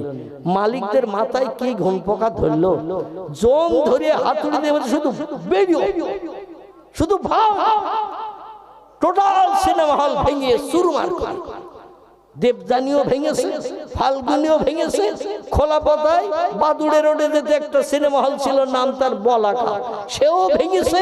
দেগঙ্গা বাজারের আগে ব্যাকের পাশে বাজারে ঢুকতে ডান পাশে একটা সিনেমা হল ছিল, নাম ছিল তার তারা, সেও ভেঙে কমপ্লিট। মানো সিনেমা হল এখন পকেটের ভিতরে বিজ্ঞান ঢুকিয়ে দিয়েছে। ঠিক বললাম না ভুল বললাম? এক সিনেমা হলে গেলে 2-4 ঘন্টা এক ফিল্ম দেখতে হয়, আর পকেটের ভিতরে সিনেমা হলে 1000 ফিল্ম সব রেডি করা আছে না? আরে আল্লাহর নবী তিরমিজি শরীফের হাদিসে জানাচ্ছেন, যে ঘরের দেওয়ালে জীবজন্তুর ফটো, ক্যালেন্ডারে, পিকচারে টানিয়ে রাখা হয়, ওই ঘরটি ইসলাম শরীয়তে নাজায়েজ হারাম সাব্যস্ত হয়। ও ঘরে নামাজ, কালাম, তাসবিহ, তাহলিল, জিকির, আজকার, কোরআন তেলাওয়াত আল্লাহর দরবারে কোনোদিন কবুল হবে না, হবে না, হবে না। জোরে বলুন একটু নাউজুবিল্লাহ। ক্যালেন্ডারে পিকচারে যদি কোনো মানুষের ফটো, জীবজন্তুর ফটো, মাছের ফটো, চলমান জীবজন্তুর ফটো যদি ক্যালেন্ডারে টানিয়ে রাখা হয়, একটা বাচ্চা রোগী আর একটা বাচ্চা ডাক্তার দুই কানে স্ট্যাথোস্কোপের বেকা নল ঢুকিয়ে দিয়ে টাকার মতো মেশিন নিয়ে একটা বাচ্চা আর একটা বাচ্চার ট্রিটমেন্ট করতে, রোগী দেখতে। এরকম ক্যালেন্ডার আছে না নাই? আছে না নাই? আমাদের মেয়েরা দেখবেন ঘরে যখন শোকেস নিয়ে আসে, শোকেসের ভিতরে দেখবেন সাজিয়ে রাখে মাঝখানের কাছে একটা বাঘ, বাঘের সামনে হরিণ, আর এক জায়গায় রেখেছে বিড়াল, তার সামনে রেখেছে ইঁদুর, আর এক জায়গায় দেওয়ালের গায়ে প্রজাপতি, বড় থেকে ছোট কিংবা ছোট থেকে বড়, লাইনে লাইনে সাজানো আছে 13টা। অনেক বাড়িতে আসে না নাই? এই জীবজন্তুর ফটো যদি কোনো ঘরে শোকেসে রাখা হয়, বাঘ হরিণ ধরতে যাচ্ছে, বিড়াল ইঁদুর খেতে যাচ্ছে, বক কলসির ভিতরে মুখ ঢুকিয়ে এখন পানি খাচ্ছে কি শরবত খাচ্ছে আল্লাহই জানে। বগের সামনে কলসি বসিয়ে রেখেছে, আর বগ লম্বা মুখ ঢুকিয়েছে কলসির ভিতরে, কি খাচ্ছে আল্লাহই জানে। এখানকার মেয়েরা ভালো সব রাখে টাকে না, এখানকার মেয়েদের নামে বদনাম দেব না, কিন্তু আমাদের বসিরহাট এলাকার কথা বলছি। একটা সুন্দরবনের জঙ্গলের বাঘের মেকার বানিয়ে রাখা হয়েছে, সেখানে রাখা হয়েছে ইঁদুর, রাখা হয়েছে বিড়াল, রাখা হয়েছে খরগোশ, রাখা হয়েছে বিভিন্ন জীবজন্তু ঘরের সৌন্দর্য শ্রীবৃদ্ধির জন্য। ও মা বোনেরা, আপনি যদি নামাজি হন, কোরআন তেলাওয়াতকারী হন, আপনার পরিশ্রম বেকার চলে যাবে গো মা, কোনদিন আপনার ইবাদত আল্লাহর দরবারে কবুল হবে না। এখন এই মোবাইল যদি চালু করেন, এর ভিতরে ঢোল তবলার বাজনি বাজে না, বাজে না, নাসেই শরীফের হাদিস, আল্লাহ নবী বলছেন যে ঘরে ঢোল তবলার বাজনি বাজে, ওই ঘর ইসলাম শরীয়তে না যায়, হারাম সাব্যস্ত হয়। নবী বলছেন আমি বাজনি হারাম করতে এসেছি, কারণ বাজনির মাধ্যম দিয়ে শয়তান আমার উম্মতদের পাগল বানায়। হারমোনিয়াম, সেতারা, ঢোল তবলা, বিভিন্ন বাজনি, কাশি, পিয়ানো আছে না, এই সমস্ত বাজনি যদি মোবাইলের ভিতরে জোরে যদি আওয়াজ হয়, ঘরে যদি বাজে, ও ঘর আল্লাহর রহমতের ঘর হবে না, ও ঘর হবে গজবের ঘর। আল্লাহর আসমানি গজবের জন্য অপেক্ষা করতে হবে। আল্লাহ আমাদের হেফাজত করুন, সকলে বলি আমিন। আমার ভাইরা, পৃথিবীতে দুটি দলের মানুষ আল্লাহরে আপন বানিয়েছিলেন, আল্লাহর কাছে যেটা চেয়েছেন সেটা পেয়েছেন। কারণ আল্লাহ বলেন প্রথমে আমার না দিকে বিশ্বাস করো, আমি একজন মালিক আছি। 2 নম্বর হলো পরকাল বলে একটা লম্বা জিন্দেগি বানিয়ে রেখেছি, ওয়াল ইয়াউমিল আখির, পরকাল বলে একটা লম্বা জিন্দেগি বানিয়ে রেখেছি। এই লম্বা জিন্দেগিতে দুটি ভাগে বিভক্ত, একটার নাম হলো জান্নাত, একটার নাম হলো জাহান্নাম। সৎকর্ম করে যারা আসবে জান্নাতে অহুম ফিহা খালিদুন, যুগ যুগ যুগ যুগ ধরে ধরে জান্নাতের ভিতরে সুখ ভোগ করবে। আর ইবলিস শয়তানের আদর্শের অনুকরণ যারা করবে, এদের ঠিকানা হবে জাহান্নাম। আগুনে তাদের দগ্ধ করা হবে, আগুনে পুড়িয়ে পুড়িয়ে তাদের গায়ের গোশত গুলো ঝরিয়ে ঝরিয়ে ফেলা হবে। কুল্লামা নুদিজাত জুলুদুহুম বাদদালনাহুম জুলুদান গায়রাহা লিয়াযুকুল আযাব। আল্লাহর কোরআনে সূরা বাকারা আল্লাহ পাক কোরআনে বলছেন কুল্লামা নুদিজাত জুলুদুহুম, অপরাধী বান্দা যারা হবে, মদ খাবে, সুদের ব্যবসা করবে, সিনেমা যাত্রায় যাবে, অবৈধ মেয়েদের নিয়ে বিভিন্ন পিকনিক স্পটে, গার্ডেনে, বাগানে যাবে, বাদাম ভাজা খাবে, ফুচকা খাওয়াবে, দীঘার সমুদ্র সৈকতে যে সাগরের ঢেউ দেখতে যাবে, 3 দিন লজ ভাড়া করে থাকবে, 4 দিনের দিন বাড়ি আসবে। এরা গেল সাগরের ঢেউ দেখতে দীঘার সমুদ্র সৈকতে, আর 3 দিন লজ ভাড়া করে থেকে 4 দিনের দিন যখন বাড়ি আসে, এরা গেল মানুষ হয়ে সাগরের ঢেউ দেখতে, বাড়ি আসছে যখন এরা মানুষ হয়ে আসছে না, পশু হয়ে বাড়ি আসছে।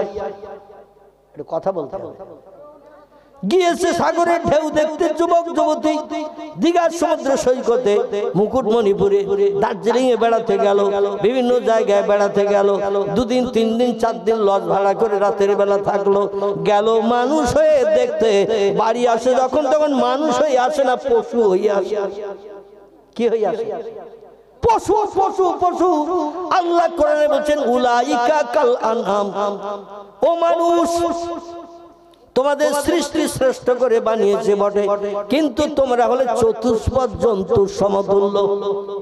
উলাইকা কাল আনআম, তোমরা চতুষ্পদ জন্তুর সমতুল্য। বালহুম আদল, বরং তার থেকেও তোমরা নিকৃষ্ট। জোরে বলুন একটু নাউজুবিল্লাহ। আপনাদের কাছে জিজ্ঞাসাবাদ করি, পশুরা মায়ের মর্যাদা দেয়, বোনের মর্যাদা দেয়, একটু হুহা করবেন তো? দেয়?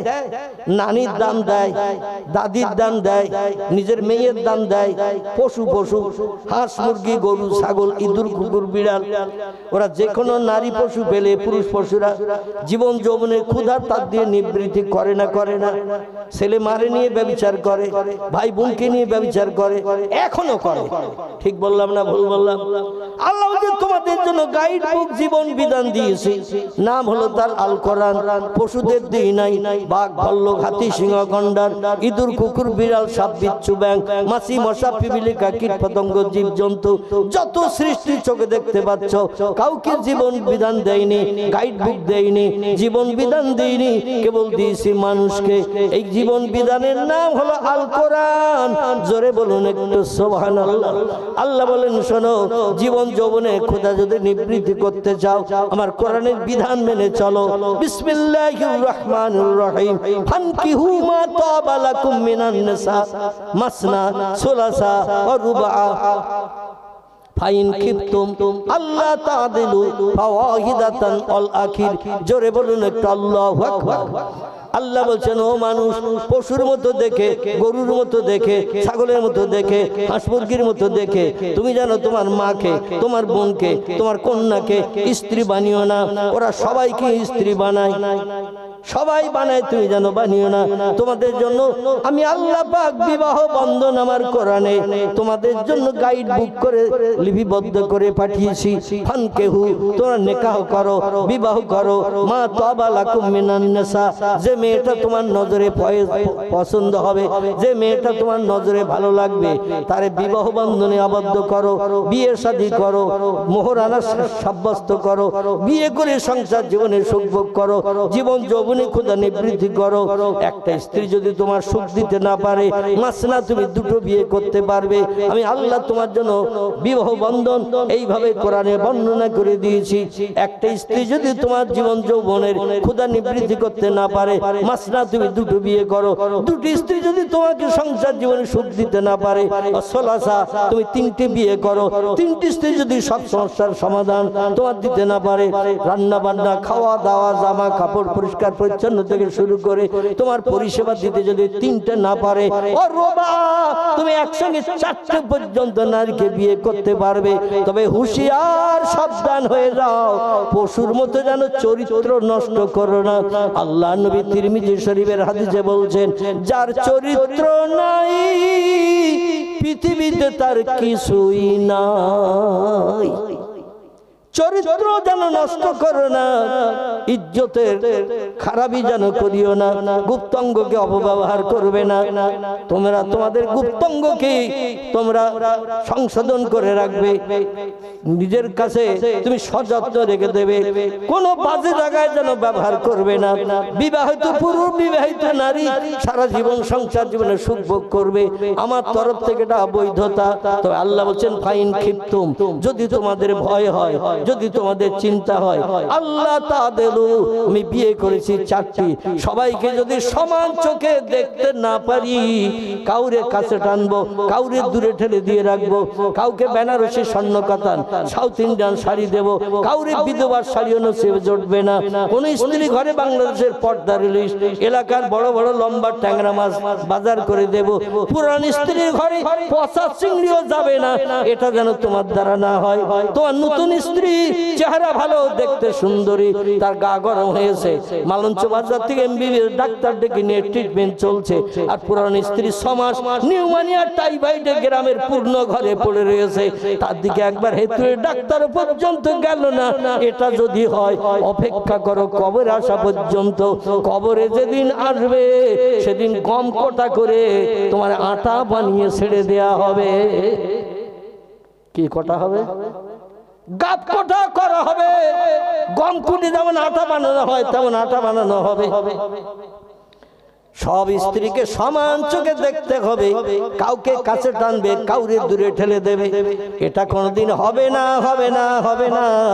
আমাদের পয়গম্বর মুহাম্মদ রাসূলুল্লাহ একসঙ্গে মদিনার দেশে স্ত্রী নিয়ে লালন পালন করেছিলেন, সংসার চালিয়েছিলেন 9টি। কটি? নবীজির একসঙ্গে বিবি ছিল 9টি। আল্লাহ নবীর জন্য স্পেশাল বৈধতা দিয়েছিলেন, কিন্তু কোন স্ত্রী কি স্বামীর বিরুদ্ধে কোনো মন্তব্য করেছে? আর আমাদের দেশে যদি 2টো বউ কারো বাড়ি থাকে, দেখবেন তাদের ঘরে ছাদের কার্নিশে কাক আসে বসবে না। ঠিক বললাম না ভুল বললাম? তাদের ঘরে ছাদের কার্নিশে কাক এসে বসবে না, যদিও কাক উড়ে এসে বসে।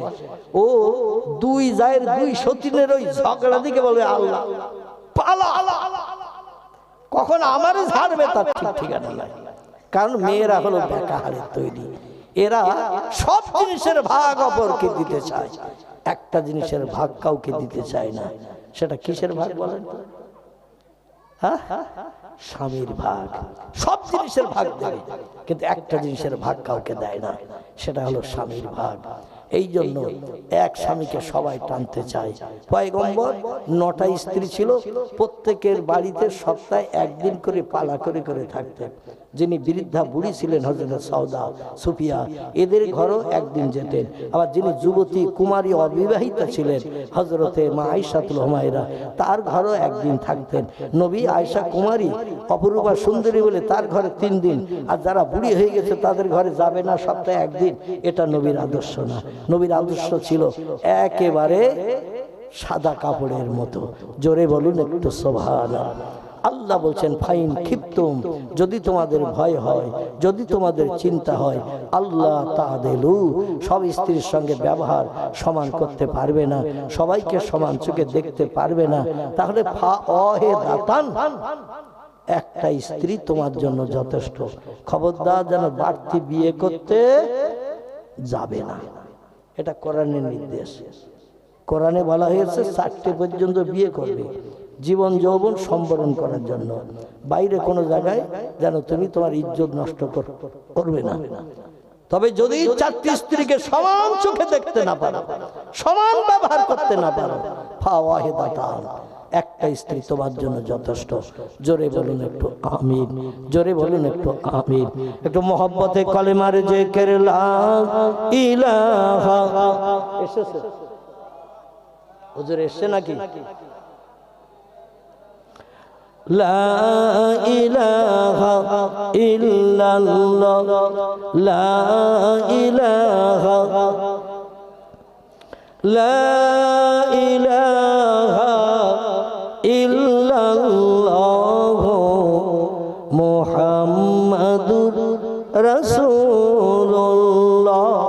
কলেমা সঙ্গের সাথী, কলেমা হবে গোরের বাতি, তাই পড়ো কলেমা দিবারাতি, কলেমা ছাড়া নাই কো গতি, বলো লা ইলাহা ইল্লাল্লাহ, লা ইলাহা,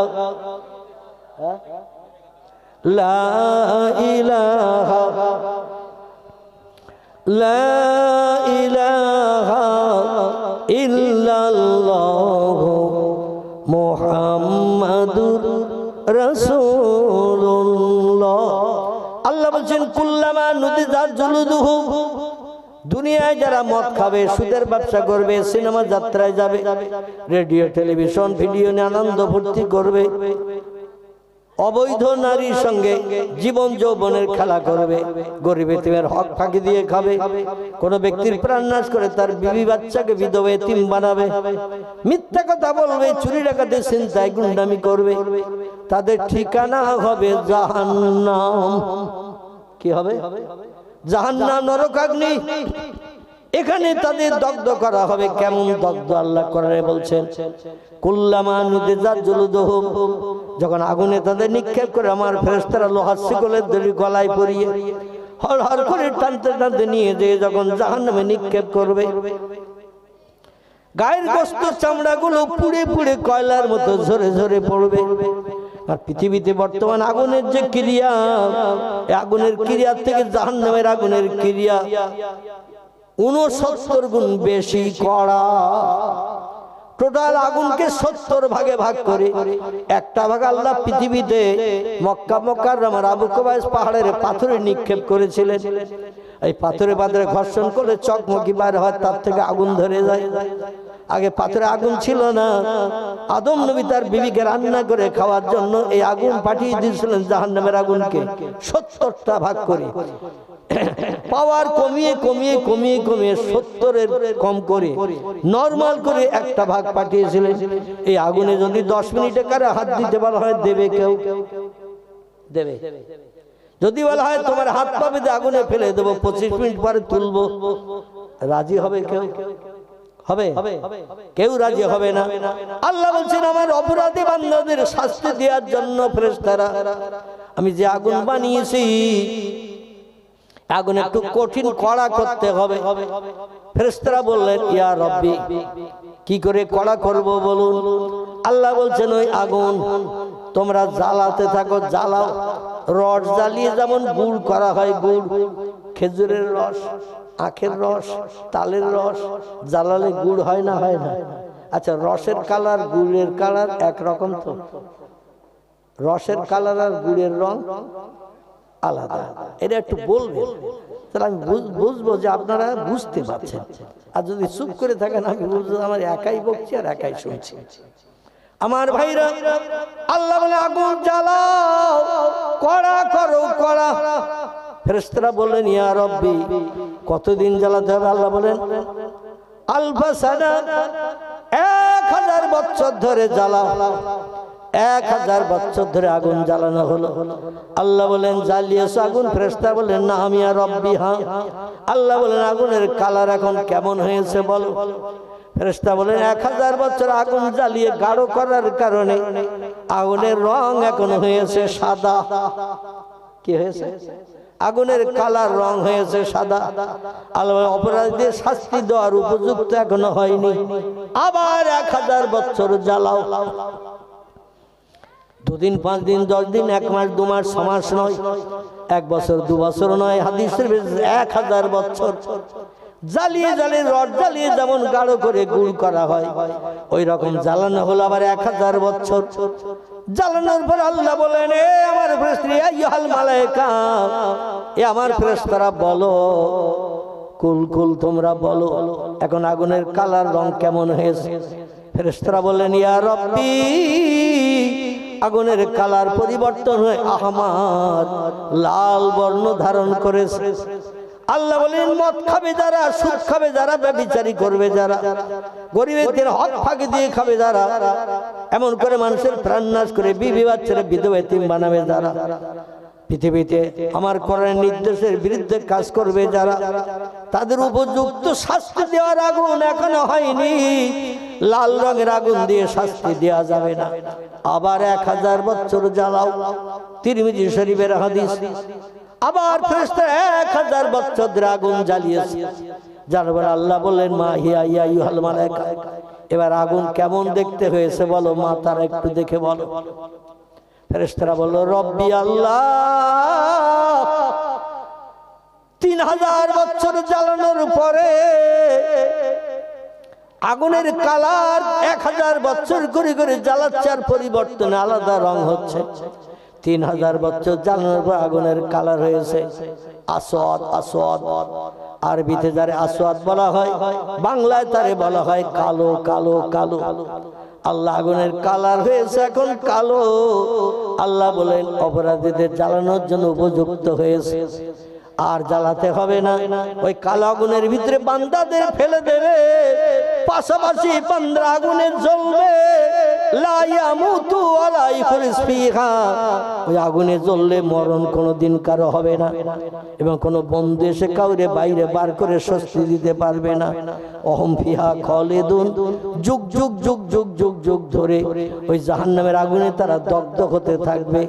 জাহান্নামের আগুনে পড়লে মরণ কোনোদিন কারো হবে না, কোনো বন্ধু কাউরে বাইরে বার করবে না। এক কথা অপরাধের শাস্তি চলবে অটোমেটিক। জোরে বলুন একটু নাউজুবিল্লাহ। পৃথিবীর শ্মশানের চিতায় মরা মানুষ দেয়া হয় না, জেন্দা দেয়া হয় শ্মশানের চিতায়। হিন্দু ভাইদের ধর্মীয় বিধান, ওদের মরণের পরে সৎ কাজ করা হয় আগুনে পুড়িয়ে শ্মশানে। ঠিক ঠিক নাকি? ঠিক তো নাকি? আচ্ছা, এই মরা মানুষ যখন শ্মশানের চিতা আগুন দিয়ে পোড়ানো হয়, আগুন দিয়ে যখন পোড়ানো হয় মরা মানুষ শিরা কষে ঠেলিয়ে ওঠে না, ওঠে না, দেখেছেন কেন? আমি তিন দিন আমাদের বসিরহাট জামরুলতলা শ্মশান ঘাটে বাচ্চা বেলায় ছোটবেলায় বসিরহাট আমি নিয়ে মাদ্রাসায় যখন পড়তাম, আমি তিন দিন যে দেখেছি। তখন পেরাচি ছিল না, এখন পেরাচি দেয়া হয়েছে, শ্মশান ঘাটের চতুর্দিকে ঘেরা হয়েছে। তখন পেরাচিটি ছিল না, একেবারে নদী ধারে ওই জামরুলতলা শৃঙ্খলার কাপড়ের দোকান থেকে সোজা সোজা সামনে গেলেই বান্ধারে শ্মশান ঘাট দেখবে। তো যখন আগুনে মরা মানুষ পোড়ানো হয় ও শিরা কষে ঠেলে ওঠে, আর নাতি নাতকুর ছেলে আপনজন এরা মদ খেয়ে পাগল হয়ে খেটে মুগুর নিয়ে দাঁড়িয়ে থাকে। ঠিক বললাম না ভুল বললাম?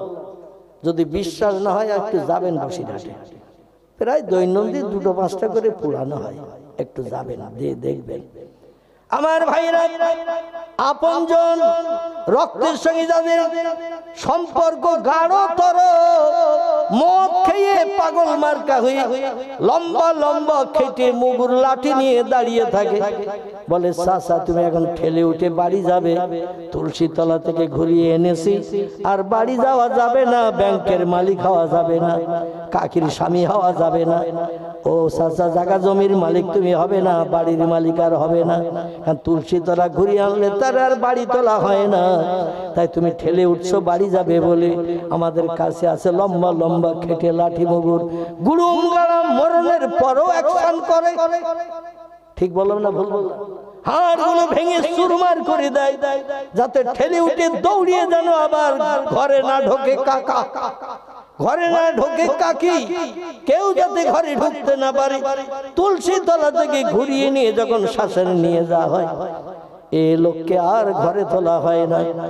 আল্লাহ বলছেন, শোনো, মরা মানুষ আগুনে পোড়ালে ঠেলে ওঠে, আর আমার জাহান্নামের আগুন দুনিয়ার আগুনের থেকে 69 গুণ বেশি কঠিন কড়া করে বানিয়েছি। রংটা ঘোর কৃষ্ণ কালো বর্ণ করেছি। ওই আগুনে যখন তোমাদের গলায় লোহার শিকলের দড়ি পরিয়ে ফেরেশতারা গরু ছাগলের মতো টেনে টেনে নিয়ে ওই জাহান্নামে যখন নিক্ষেপ করে দেবে, সেদিন তোমাদের আগুনে গায়ের গোশত চামড়াগুলো পুড়ে পুড়ে কয়লার মতো ঝরে ঝরে পড়বে। বাদদালনা হুমজলুদন গায়রাহা, আবার নতুন নতুন গোশত চামড়া আমি আল্লাহ আমার হুকুমে তোমার গায়ে আবার তৈরি করা হবে। লাইয়া যুকুল আযাব, আর নতুন নতুন আযাবের শাস্তি তোমরা জাহান্নামের আগুনে পেতে থাকবে। মরণ কোনোদিন হবে না। আবার জান্নাতি যারা হবে, কোটি কোটি কোটি কোটি কোটি কোটি বছর জান্নাতের ভিতরে হুরগেলেমানদের নিয়ে তারা সুখ ভোগ করতে থাকবে। জান্নাতি হুরগেলেমানদের বয়স আল্লাহর নবী বলছেন হাদিস শরীফে 18 বছরে করে করা হবে। কান্না হুন্না ইয়াকুতু আল মারজান ফিহিন্না খায়রাতুন হিসান হুরুম মাকসুরাতুন ফিল খিয়াম। চিল্লায়ে বলুন আল্লাহু আকবার। আল্লাহ বলছেন, এত রূপবতী যুবতী সুন্দরী নারীদের জান্নাতের ভিতরে আমি বানিয়ে রেখেছি। 18 বছরের যুবতী করে 3 লক্ষ বছর পেরিয়ে গেলে 18 বছরের মেয়ে 19 বছরে দেখাবে না। আবার 5 লক্ষ বছর পেরিয়ে গেলে 18 বছরের মেয়ে 16 বছর 17 বছরে দেখাবে না। যে চেহারায় প্রথম জান্নাতে ঢুকে দেখবে কোটি কোটি কোটি কোটি বছর একই চেহারায় থাকবে, তাদের নিয়ে জীবন যৌবনে ক্ষুধা নিবৃত্তি করবে, যৌবনে নিবৃত্তি করবে। এক একটা জান্নাতি পুরুষ আমার কোরআনের বিধান মেনে চললে আমি আল্লাহ পাক রব্বুল আলামিন তাকে 70টা করে জান্নাতি 18 বছরের হুরগেলেমান বরাদ্দ করে দেব উম্মতে মুহাম্মাদি পুরুষদের জন্য। একটু জোরে বলুন সুবহানাল্লাহ, নারায়ে তাকবীর। আল্লাহ বলছেন আমেলা সালেহান। 3 নম্বরের কাজ হলো ওই জান্নাতে যদি সুখ ভোগ করতে চাও, 18 বছরের যুবতী সুন্দরী হুর 70টা নিয়ে আনন্দ ফুর্তি যদি করতে চাও, ভালো মন্দ খেতে চাও, দুনিয়ায় যতদিন বেঁচে থাকবে একটু আমলে সলেহা নেক কাজ, ভালো কাজ, সৎ কাজগুলো করবে। ফালাহুম আজরুহুম ইনদা রাব্বিহিম, আমি তোমাদের পরওয়ারদিগার আলাম আমার সত্য কোরআনে তত্ত্ব করে দিলাম, তোমাদের জন্য জান্নাতের ভিতরে আমি পুরস্কারে বিভূষিত করব। ফালা খাউফুন আলাইহিম, সেখানে কোনো ভয় থাকবে না, ওয়ালা হুম ইয়াহজানুন, সেখানে কোনো চিন্তাও করতে হবে না, সব সমস্যার সমাধান আমার কুদরতি হাতে হবে। জোরে বলুন একটু সুবহান। আমার ভাই এসে গেছেন আলহামদুলিল্লাহ। আমি বলেছিলাম যিনি না আসা পর্যন্ত চালিয়ে যাব, যাই হোক এসে গেছেন তিনি। দেখতে দেখতে 10:42 হয়েছে আমার ঘড়িতে, 11টা বাজতে যায়। যত সময় আপনারা থাকবেন উনি তত সময় ইনশাআল্লাহ ওয়াজ করবেন। রাজি আছেন না? ঘড়ির দিকে তাকাবেন। কি আল্লাহু আকবার, মানে রাত 12 বেজে গেছে বলে কম বলে চিন্তা জানা করবে না। সুন্দর পরিবেশ বানিয়েছে, শুধু ওই দরজার মুখে একটা পর্দা দিলি বোধ একেবারে পুরো কোটোমার্কা ঘর হয়ে যেত নাকি। তো ওই দরজা দিয়ে ঢুকতে হবে, এই জন্য আর কোনো পর্দা টর্দা দেয়নি। আর আজকে হাওয়াও খুব কম আছে আলহামদুলিল্লাহ। আপনারা শুনতে থাকুন উচ্চ রবে মোহাব্বতে দরুদ শরীফ।